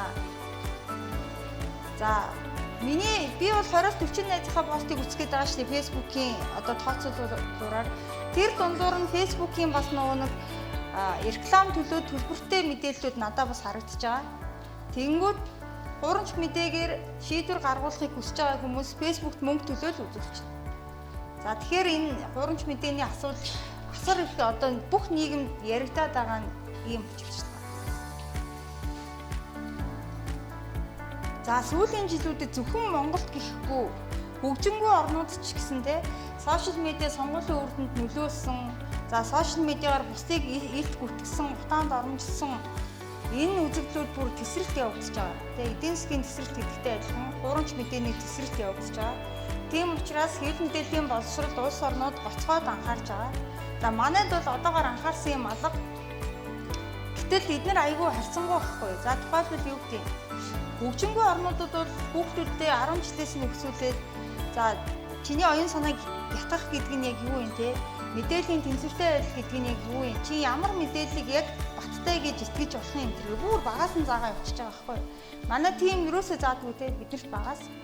Гэтэл тэгж заацсан нийгэмд хуурамч мэдээлэл одоо гараад Хиллари Клинтон, Трамп хоёрын сонгуульд тухайлбал те хуурамч мэдээлэл нөлөөсөн гэдэг асуудал одоо хүртэл яригдаад байгаа байхгүй. Тийм их хэвлэл мэдээллийн боловсролтой иргэдтэй улс оронд энэ асуудал яригдж байна.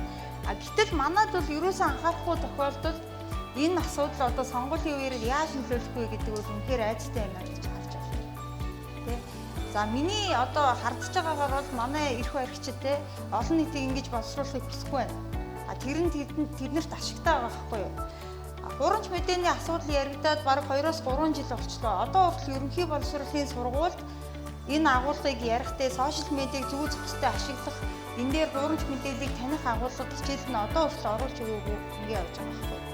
Хэдхэн нэг иргэний нийгмийн байгууллага хувь судлаачид ингээд олон нийтэд мэдээлэл өгөөд явж идэг.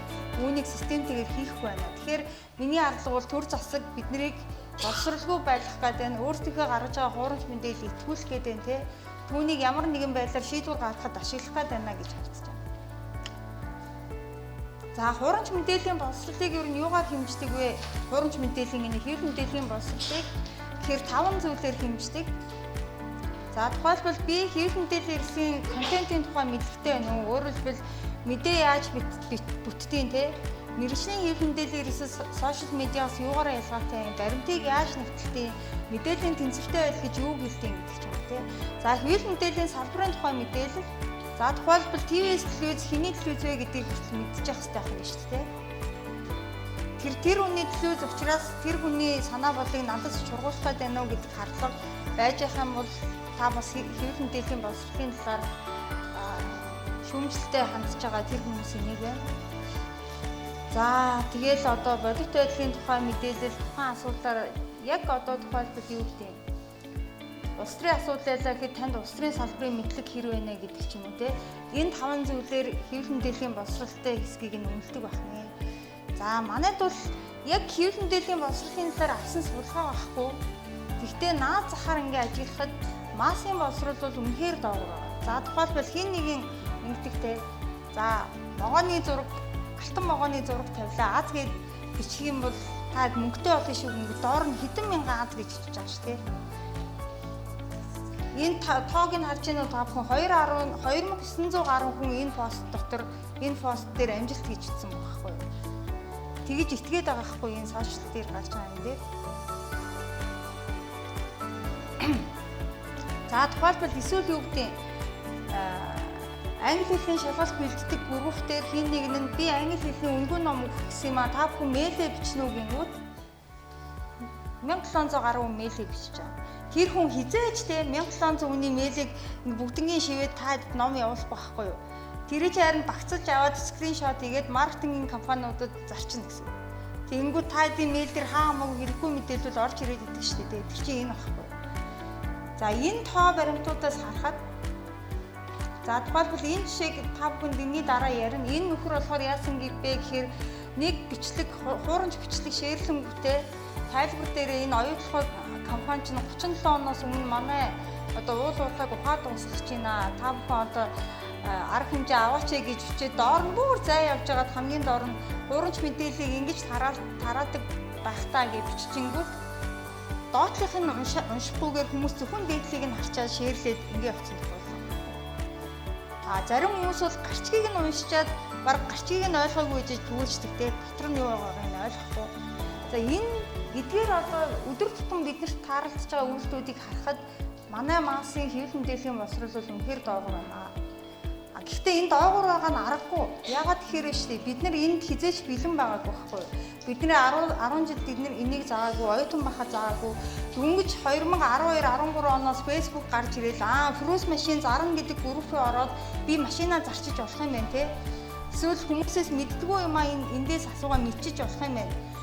Энэ Facebook чинь биднэрт айгүй ашигтай юм байна гэд ингээд бодоод байжсэн чинь энэ технологиг дагсан түрүүний аюулууд нь хуурамч мэдэн те энэ нэгэд нөлөөлөх гэсэн энэ орлогууд нь давхар хамт ороод ирсэн байхгүй. Бид нар энд хизээч бэлэн байгаагүй. Тэгэхээр хүмүүсийг бас буруу байна гэж буруутгах боломжгүй. Ямар ч хэсэн энэ асуудлыг системтэйгээр л одоо сайжруулах хэрэгтэй. Түүний тулд юу их хэрэгтэй вэ гэхээр миний бодлоор сэтгүүлчид төрийн өндөр албан тушаалтнууд за нийгэм шүүгүүлэгч болж байгаа эдгээр хүмүүс сошиал медиаг өстөтэй ашигламаар байна. За юу гэдэг хин нэгэнтэй асар олон гишүүнтэй группээр за энэ эмэгтэйг ичлэн шеэрлээч ээ. Хүний одоо нөхөртэй явуулж байна, гэр бүл өмүүлж байна гэх доор нэг хэдэн мянган хараасан пост те тэр хүнийг ахаад нийгэмдээ гарахааргүй байдал оруулж байгаа байхгүй. Гэтэл бодит байдал дээр асуудлыг тийм байсан үгүй юу гэдэг чинь эргэлзээтэй те. За хэвлэл мэдээллийн боловсролт одоо боловсролын талаар цогц судалгаа хийх хэрэгтэй байна. За энэ боловсролыг бол бодлоготойгоор системтэйгээр сурагчдад, оюутнуудад, насан туршидад олгомоор байна. За хэвлэл мэдээллийн эрсдэл нийгмийн хариуцлагын хүрээнд үүнийг бас хиймээр байна. За манай хэвлэлүүд юу яаж яах вэ гэхээр гурамч мэдээ гарангууд наад чинь сошиал дээр л гарч байгаа бид нар өөрсдийнхөө мэдээллийг л түгээнэ гэж тоох байгаа байхгүй юу? Гэтэл хүмүүс нь гурамчийг нь уншаад идэг. Тэгэхээр хэвлэл мэдээллийн эрсдлүүдийн хариуцлага нь юу вэ гэхээр тэр гурамч мэдээг гурамч гэдгийг баталгаажуулаад олон нийтэд эн чинь гурамч шүү гэж зарлаж явах хэрэгтэй тийм. За эцэг эхчүүдийн та бидний бас хариуцлага бол хүүхдүүдээ мэдээлэл зөв хүлээж авч зуршил сургах хэрэгтэй байна. За сошиал медиаг хэрэглэх зөв хэрэглээнд сурах хэрэгтэй. Энэ талаар өөрсдөө мэдлэгтэй болох хүүхдүүдтэйгээ ярилцах тийм. Энд ингэхгүй бол үнэхээр аюултай байна. Тухайлбал 10 жилийн хүүхдүүдийн дунд би нэгэ дээрлэхтэй сошиалор дээрлэхийг тэрнээсээ одоо сэтгэл санааны асар хүнд одоо байдалд оруулсан тийм явдал зөндөө байна. За олон нийтийн мэдээллийн хэрэгслийн үнэлэмжийг дээшлүүлэх гэх мэт зүйлүүд хэрэгтэй байна. За одоо хуурамч мэдээ гэдэг агуулга руу оръё. За бидний амьдарч байгаа энэ нийгмийг үнний дараах ирэн гэж нэрлэж байгаа. Тэр нь юу гэж байгаа вэ гэхээр хүмүүс шийдвэр гаргах сонголт хийхэд баримт биш тэдний сэтгэл хөдлөл илүү хүчтэй нөлөөлж байгаа нийгмийг үнний дараах нийгэм гэж хэлдэг байна. Та бүхэнтэй санал нийлж байна уу? Бид нар үнний дараах нийгэмд амьдарч байна уу? Амьдарч байна те. Би бол санал нийлдэг. Манай монголчууд бол үнний дараах нийгэмд амьдарч байгаа. За энэ нийгэм бий болох шалтгаан саяхан ярьж байгаа сошиал медиа тий. За хуурамч мэдээг хүмүүс дараах зорилгоор түгээдэг. Хин нэгний эрх ашиг хүндэх, санаатаагаар гутаах доромжлох, бүтгэх доромжлох тий. За олон нийтийг төөрөгдүүлэх. За хэний ч эрх ашиг хөндөөгүй юм шиг харагддаг мэдээ өгдөг шүү дээ тий. За тухайлбал өнгөрсөн жил үлээ олон нийтийн дунд нэлээд одоо түгээмэл гаргасан цагаан будаа хуурамч байна, гялгар ухт байна гэдэг мэдээлэлтэй таарч ирсэн. За энэ бол хэний ч эрх ашиг хөндөөгүй гэж олон зүгээр л ийм мэдээлэл хүмүүс ингээд төвшөлт хийгээл ингэсэн. Гэтэл хуурамч мэдээлэл хийсэн тий. За гэтэл энэ мэдээллийг гаргасан хүмүүс нь үндэсний цагаан будаа үйлдвэрлэгчид байж болох байхгүй юу? Яг хардаад ботход тэгээ гаднаас орж ирж байгаа хятад будаа ийм байна гэдэг ойлголтыг нийгэм төрүүлчихэд Монгол будаа өмтэй зарах чийж болчихгүй байхгүй юу? жоохон шүүлтүүртэй хандах юм. За юу гэдэг юм? Баахан хятадуудыг үзээд дах компанид ажиллаж сошиалаар явж байгаа шүү дээ. Тэр нь тухайлбал сонгуульд ашиглах тактик гэж магадгүй. За би PR-ийн асуудал бас судалдаг. Ерөнхийлөгчийн сонгуулийн үеэр сошиал медиа яаж ажилласан бэ гэдгийг бас судалсан. Тэр нь юу вэ гэхээр 17 оны ерөнхийлөгчийн сонгуулиас хэдхэн хоногийн өмнө 3 маш ноцтой бичлэг манай одоо Facebook төгсөн. Тэдний нэг нь юу вэ гэхээр хятадууд Чингис хааны зураг руу шээж байгаа тухай нэг бичлэг. За хятад хүмүүс одоо Монгол морийг зодод дайрж байгаа тухай бичлэг. Иймэрхүү 3 бичлэг байсан. Facebook-ээр асар олон группөө зохион байгуулалтаар тараасан. Хэрэглэгчид хятадуудыг асар ихээр үзэн ядсан те. За араас нь явсан компанид ажиллана. Ийм их бол хятад ирлээз юм биш үү? Энд чинь ирлээз гаралтай юм биш үү те. За тэгжсэн чинь Монгол ялнаа гэсэн урайтай батлахгүй тактик орж ирээд эцээцд Монгол ялсан уу? Ялсан шүү дээ те. Олон нийтийн санаа бодлыг бүрдүүлэх сонгуулийн компанид ажлуудч байж болох байхгүй юу? За тэгэхээр энэ сошиал дээр явж байгаа мэдээлэл бол асар одоо шүүлтүүртэй хандахгүй бол аюултай байна. За сувгийн нөлөөг одоо тэлэх зорилгоор хурамч мэдээд өгдөг. Юу гэдэг энэ манайх үнгүй байр өгч байна. Энэ постыг паблик тохиргоотой шеэр хийгээд тэдний найзгаа меншн хийх юм бол та энэ суглаанд оролцоно гэдэг юм та бүхэн шеэрлж ирсэн үү? За хүмүүс маш их итгэдэг. За жигнэсээ өгж байгаа компаниуд бол байна, өгөхгүй хүмүүс байна. За яагаад сувгийн нөлөөд хэлэх гээд байна вэ? Яагаад Facebook-ийнхээ лайкийн тоог нэмэх гээд, группийнхээ гишүүдийн тоог нэмэх гээд байна вэ гэхээр тэднийг эргээд бүгднгийн багцлаад улс төрийн номуудад зардаг, сонгуулийн үеэр маш өндөр үнээр ашиглуулдаг гэсэн үг. Ойлгож байна уу?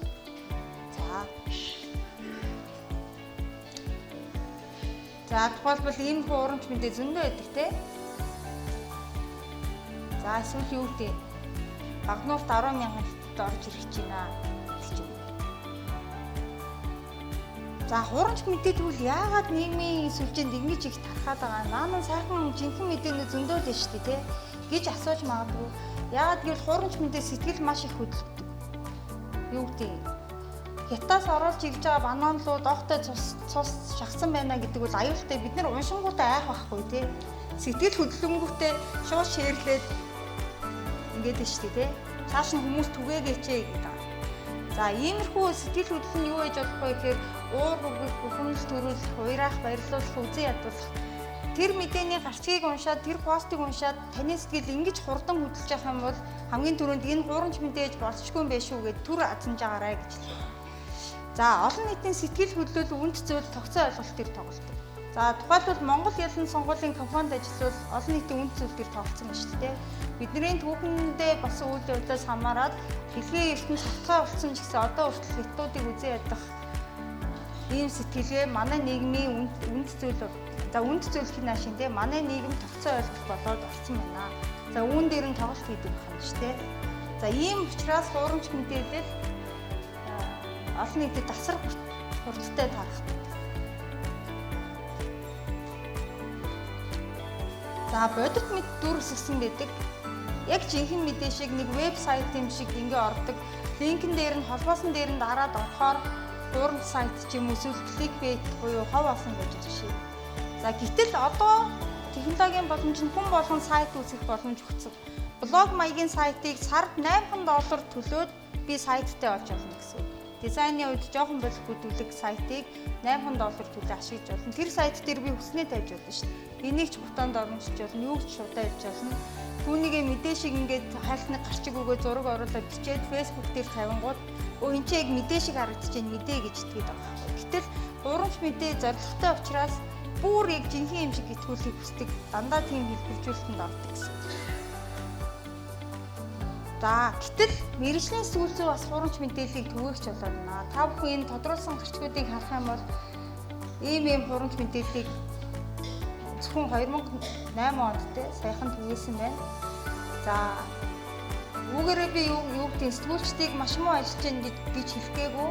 Ер нь технологийн төвөрөлтөнд жирийн иргэд битгий хэл 4 жил сэтгүүлчээр сураад төгссөн сэтгүүлчид хүртэл өртөж байна.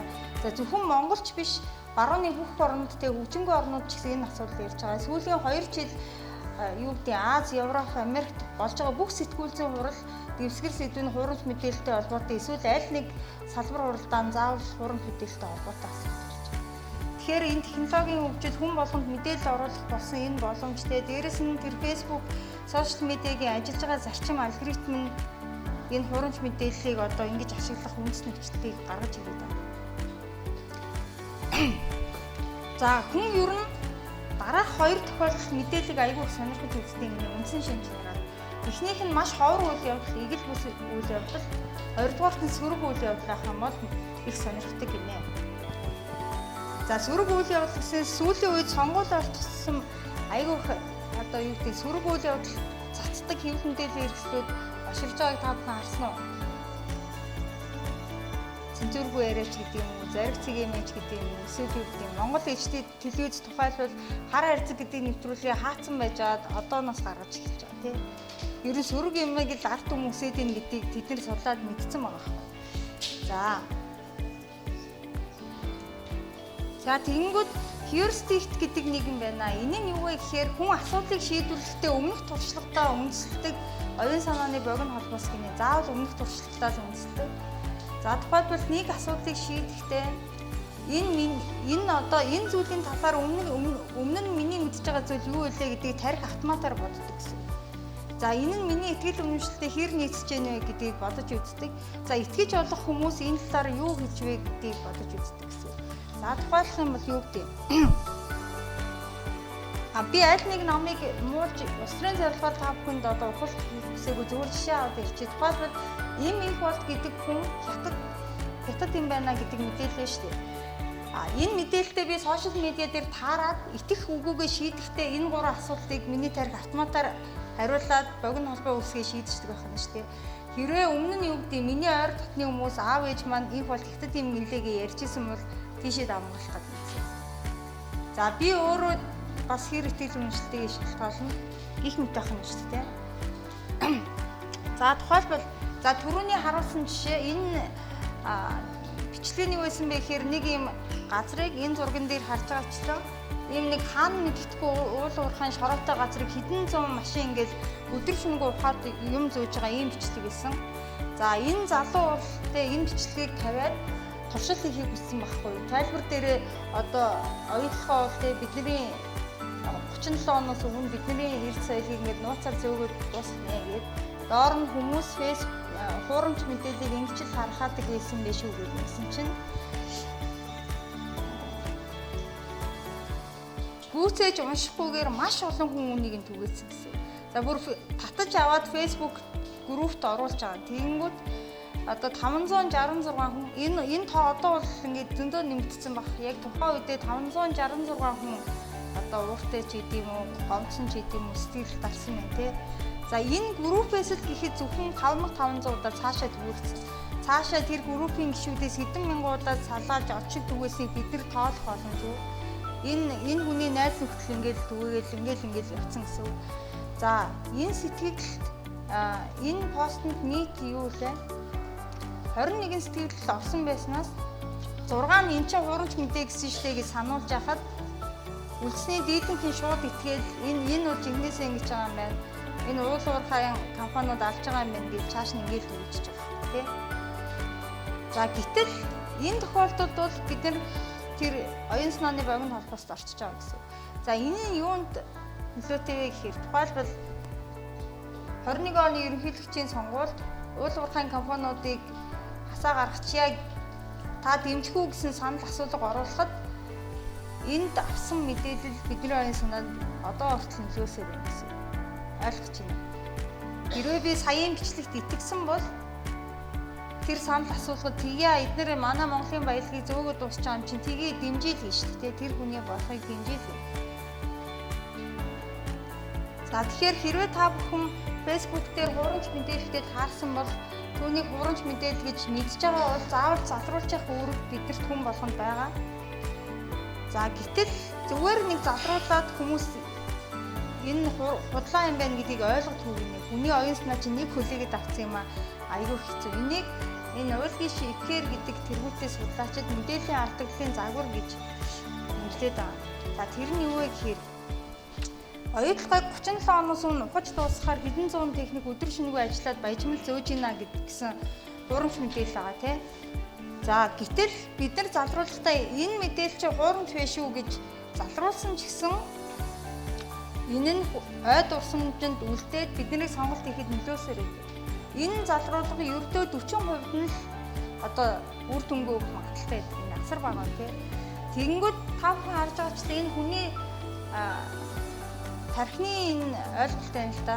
Тэр нэг асуултын тэмдэгтээ цагаан хэсэгт нь бол буруу ойлголт байгаа. Тухайлбал оюутлогоо бидний баяжмлыг 37 оноос өмнө зөөгөд дуусгах гэж байна гэдэг буруу ойлголтыг зөв ойлголтоор нөхөж өгчээж л энэ зөв болсон. Тэрнээс ш юу гэдэг энэ хэсгийн тэр цагаан хэсэг нь хоосон байхыг хүний тарих хизээч зөв одоо төвчдгүү гэсэн. Тэндээ заавал нэг мэдээлэл шийдвэртэй байх гэдэг юм шүү дээ. За тийм учраас хэрвээ та бүхэн залруулга хийвэл юу гэдэг энэхүү бичлэг оюутлогоох биш Мянмарынх байна гэд тэр нэг хаасан зарим нь Мянмар байсан байна гэж чигэж оруулж өгөх гэдэг. Заавал зөв баримтаар нь ингэж залруулж өгөөч гэж хэлгээд байна. За энэ хэсгийг оргичи. Бид нар мэргэжлийн сэтгүүлчид биш юм чинь заавал ингэж нарийн дэлгэрэнгүй ярих хэрэгтэй байна. За энэ нь болохоор надад таарсан жишээ. Та бүхэн энэ постыг таарч ирсэн үү? Тийм хятадууд once improve цэцгийг асар ихээр түүгээд зарж ийна. Аялна гэж орж ирчээд эдгээр муусан амьнууд бол те манай энэ сайхан байгалыг ингэ сүтгэж байна гэсэн ийм пост хийсэн. Яг миний ньюс фид дээр гарч ирсэн. Тэгээд би хувьдаа хуурамч мэдээ судалдаг хүний хувьд үүнийг баталгаажуулаад олон нийтэд яаж баталгаажуулсан аргаа хүргье. Тэгэх юм бол энэ хүмүүс бас энэ арга суралцах байна гэж бодсон. За над дээр харагдсан болохоор босоо хөх Монгол зохон гэсэн тухай хаяг байсан. Энэ мэдээллийг төгөөсөн. За тэгээ ороод харахад бол те энэ та бүхэн харагдаж байгаачлан 2030 гаруй. Тийм 40 орчим хүн шеэрлсэн, асар олон хүн итгэсэн, 150 хүн сэтгэл бичсний дийлэнх нь хятадуудыг үзэн ядсан буюу итгэсэн байдалтай ийм байсан.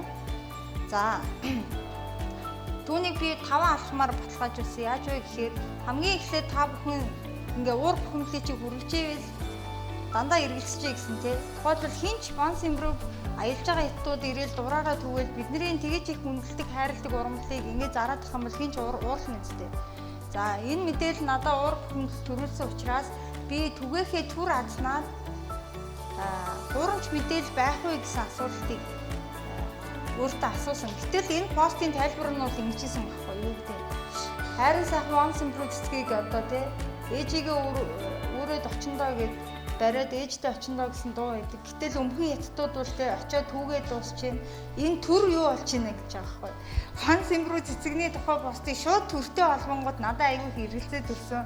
Энэ зүгээр бидний санаа бодол нөлөөлөх гээд ямар нэгэн ухуулах хийх гээд байгаа юм шиг санагдаад хэрэгэлцээ төрсөн учраас энэ постыг ингээд зураг болгон дээр нь дараад үтсэн чинь зурнаас өөр баримт гэх зүйл байгаагүй. За шууд л одоо төр засгийн эсрэг төрхөрсөн энэ явуулга юм байна гэж бодоод баталгаажуулахар шийдсэн. За баталгаажуулалтаа ер нь 5 асуултыг асуучих хэрэгтэй. Эхнийх нь тус мэдээллийн ард хэн бэ нэ гэдгийг дандаа асуух хэрэгтэй. За тэгээд би энэ одоо юу лээ босоо хөх Монгол захын гэсэн хаяг руу н орох юм. Эн чинь бодит хүн биш шүү дээ тий. Хин гэдг нь мэддэхгүй, хин гэдгээ нууцсан байна гэсэн. За энэ их сурвалж хин гэдг нь мэддэхгүй байна гэдг нь эргээд их асуудалтай. Энэ мэдээллийн хариуцлагыг хинч хүлээхгүй учраас тэр хүн юу ч хөвчөж орж ийн тий. За тийм учраас их сурвалжийн хувьд энэ бол хангалтгүй мэдээлэлд ороо явж байгаа. За энэ контентэнд буюу агуулга нь үнэн зөв баримт нотлоготой нэг талыг бариагүй байна уу гэж асуух хэрэгтэй. Баримт нотлого бол зурагнаас өөр юм байхгүйсэн тий. За бичвэрийн 2 зураг бол яг итгэл үнэмшил төрүүлнэ. Үнэхээр once improve ингээд түүчин юм шиг тий. Гэхдээ ингээд сайн харах юм бол цэцэгтэй адилхан юм шиг байсан.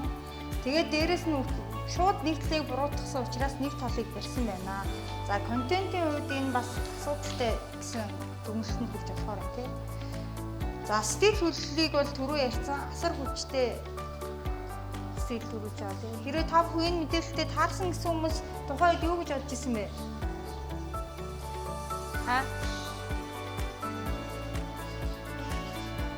Энэ хятадууд нэр босоо ижил гэж бодсон шүү дээ тий.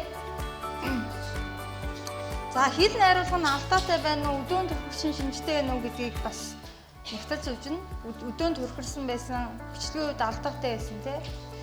За веб дизайнд нь анализ хийн. Гэхдээ энэ мэдээлэл бол веб дээр биш зөвхөн ингээд зураг бичвэртэй байсан учраас би энийг яах шаардлага байгаагүй. Хэрвээ вебсайт дээр сая шиг эргэлзээтэй мэдээлэл тавигдсан байвал энэ нэг жинхэнэ вебсайт вэ нөө $8 төлөөд хийж болдог блог вебсайт вэ нөө гэдгийг үзэх хэрэгтэй гэсэн.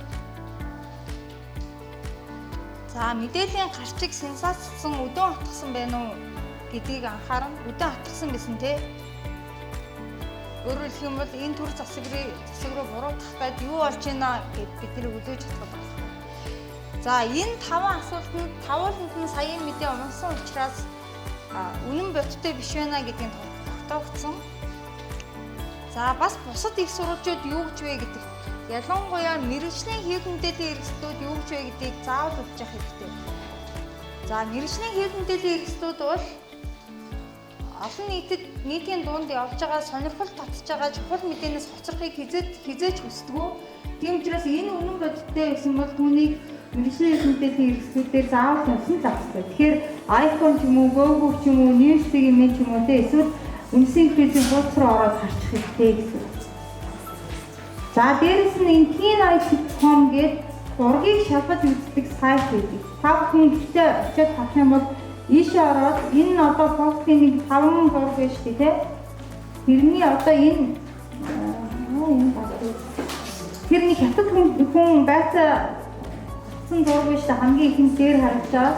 За тэр зургийг би татаж аваад teen.com сайт руу аплод хийгээд хайж үзэнгүүт энэ сайтны яадаг вэ гэхээр хамгийн анх энэ зураг аль сайт дээр хэдэн онд хизээ ямар мэдээлэлтэй гарсан бэ гэдгийг хайгаад байна.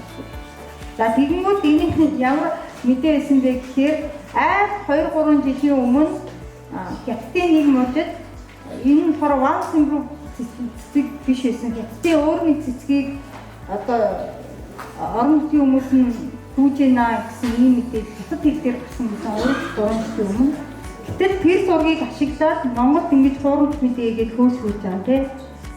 Хятадуудыг үзэн ядуулах гэдэг. Тэрний арга дахиад нэг бодлого явуулж магадгүй байна шүү дээ.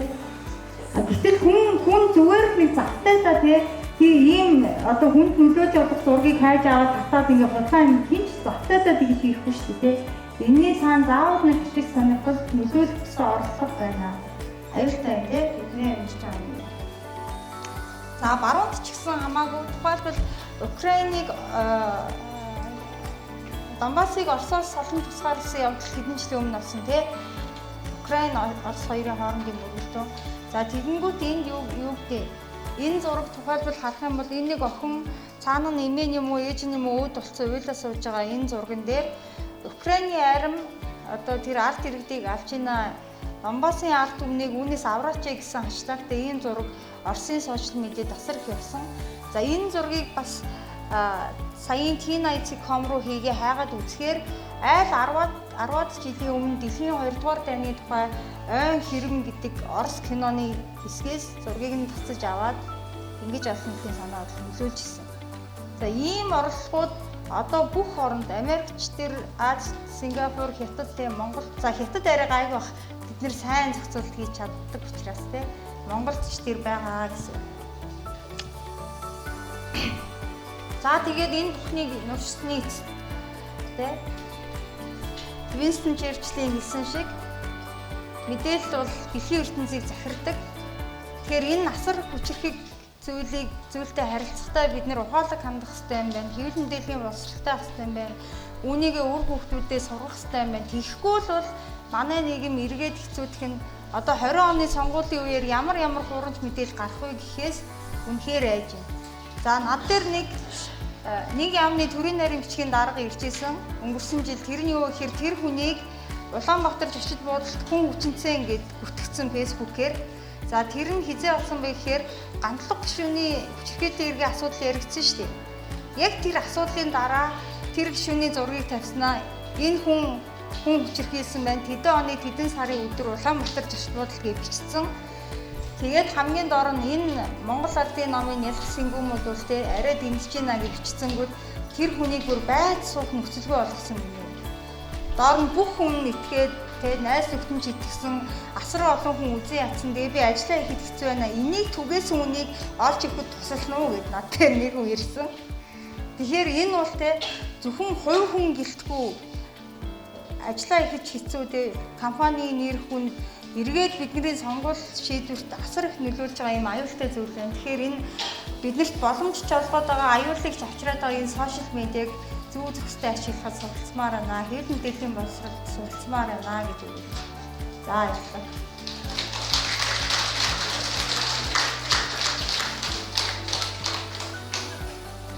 За нөгөө асуулт цаг байсан те.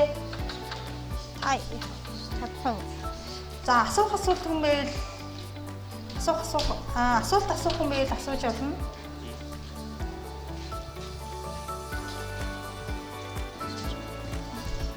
За мөн очтой мэдээллийн боловсрол сэдвээр мэдээлэл өгсөн гэж бодож байна. За сатрууд асуух мөн одоо бидний баг би минутын цаг байгаа байна. Тэгээд асуултууд асууя.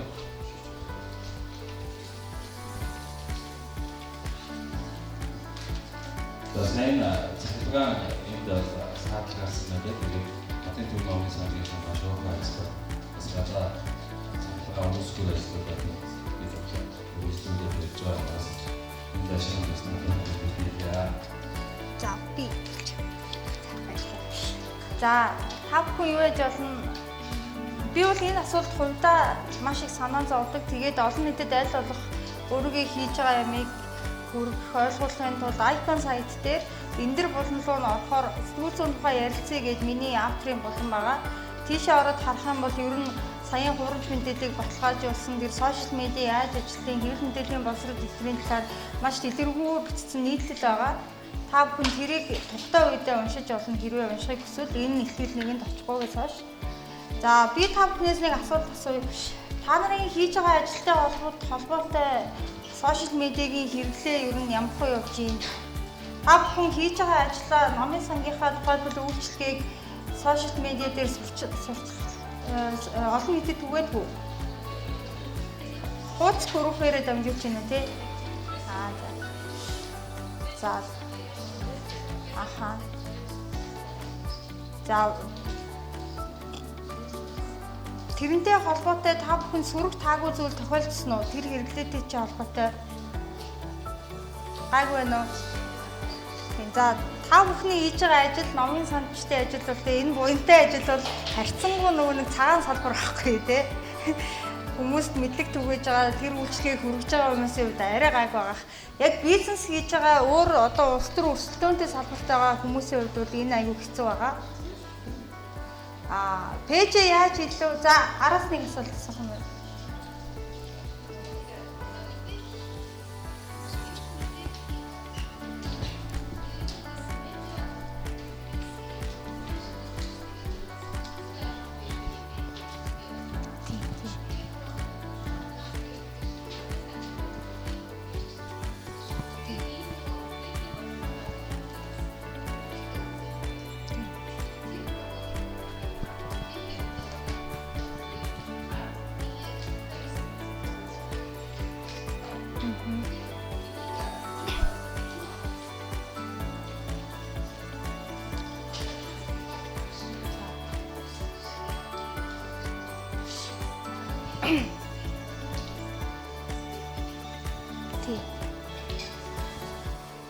За танд их баярлалаа.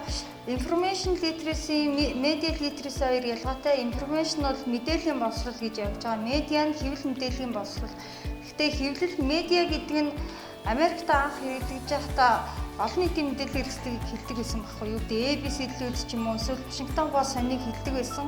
Гэтэл технологи гаргаж ирээд Google эдгээр гарч ирэнгүүт Google-ийг ч гэсэн медиа гэж нэрлэсэн байхгүй. Тэгээ анх нь энэ үгийг яг мэргэжлийн хэвлэл мэдээллийн хэрэгсэл гэдэг утгаар ойлгож байснаа сүүлдээ медиа гэдэг нь Facebook ч орж ийн, Google ч орж ийн, мэргэжлийн хэвлэл мэдээллүүд ч орж байгаа ийм өргөө ойлголт болгоо явцсан. Тэгэхээр медиа литераси гэдэг нь Facebook дээр ч ажиллах, Google дээр ч ажиллах, мэргэжлийн хэл мэдээлэлтэй ч ажиллах боловсрол болж байгаа. Information literacy-ийн энэ дотор багтж байгаа буюу зөвхөн мэдээлэлтэй ажиллах энэ боловсрол болж байгаа. За сая их чи асуусанчлан хэлсэнчлэн та бүхэн бол энэ мэдээллийн боловсролыг түгээгч бол яа харах юм мөн. Тэгээд асар их нөлөөтэй хүмүүс гэж би та бүхнийг харж байгаа. За яаж бид нар энэ боловсролтой болох вэ гэж асууж байна. Янз бүрийн аргаар хийж болно түрүүний дурдсанчлан системтэйгээр хийж болно. Юу гэдэг та бүхнийг хариуцсан байгууллага нь болгийнхоо хүрээнд хийх ёстой. Хэрвээ ингэж хийхгүй байгаа тохиолдолд тухайлбал одоо энэ та бүхний холбоо биш үү те? Энэ зөвлөгөөнийг зохион байгуулж байгаа. Энэ чинь өөрийн зохицуулалт байхгүй юу?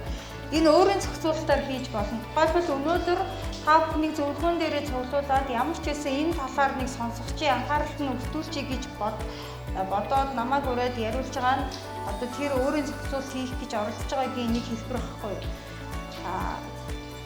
Системтэйгээр бүрийг хичээлийн хөтөлбөрүүд байдаг, хэвлэл мэдээллийн боловсролыг олон нийтэд заах бүр ингээд тусгайсан сэдвүүдтэй аргуудтай жишээ хийсвэртэй хөтөлбөр байдаг.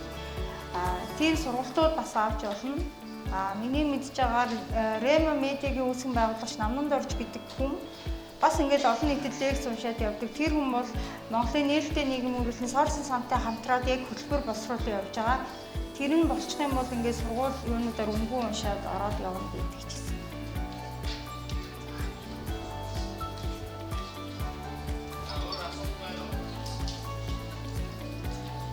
За нэрээ утас авч олно би та бүхэн дуусгаад үгүй нэг зөвлөгөө өгчихгүй цаг байвал та бүхэн Facebook дээр хуудас ашигладаг гэсэн шүү дээ. Хуудасаараа мэдээлэл түгээдэг гэсэн.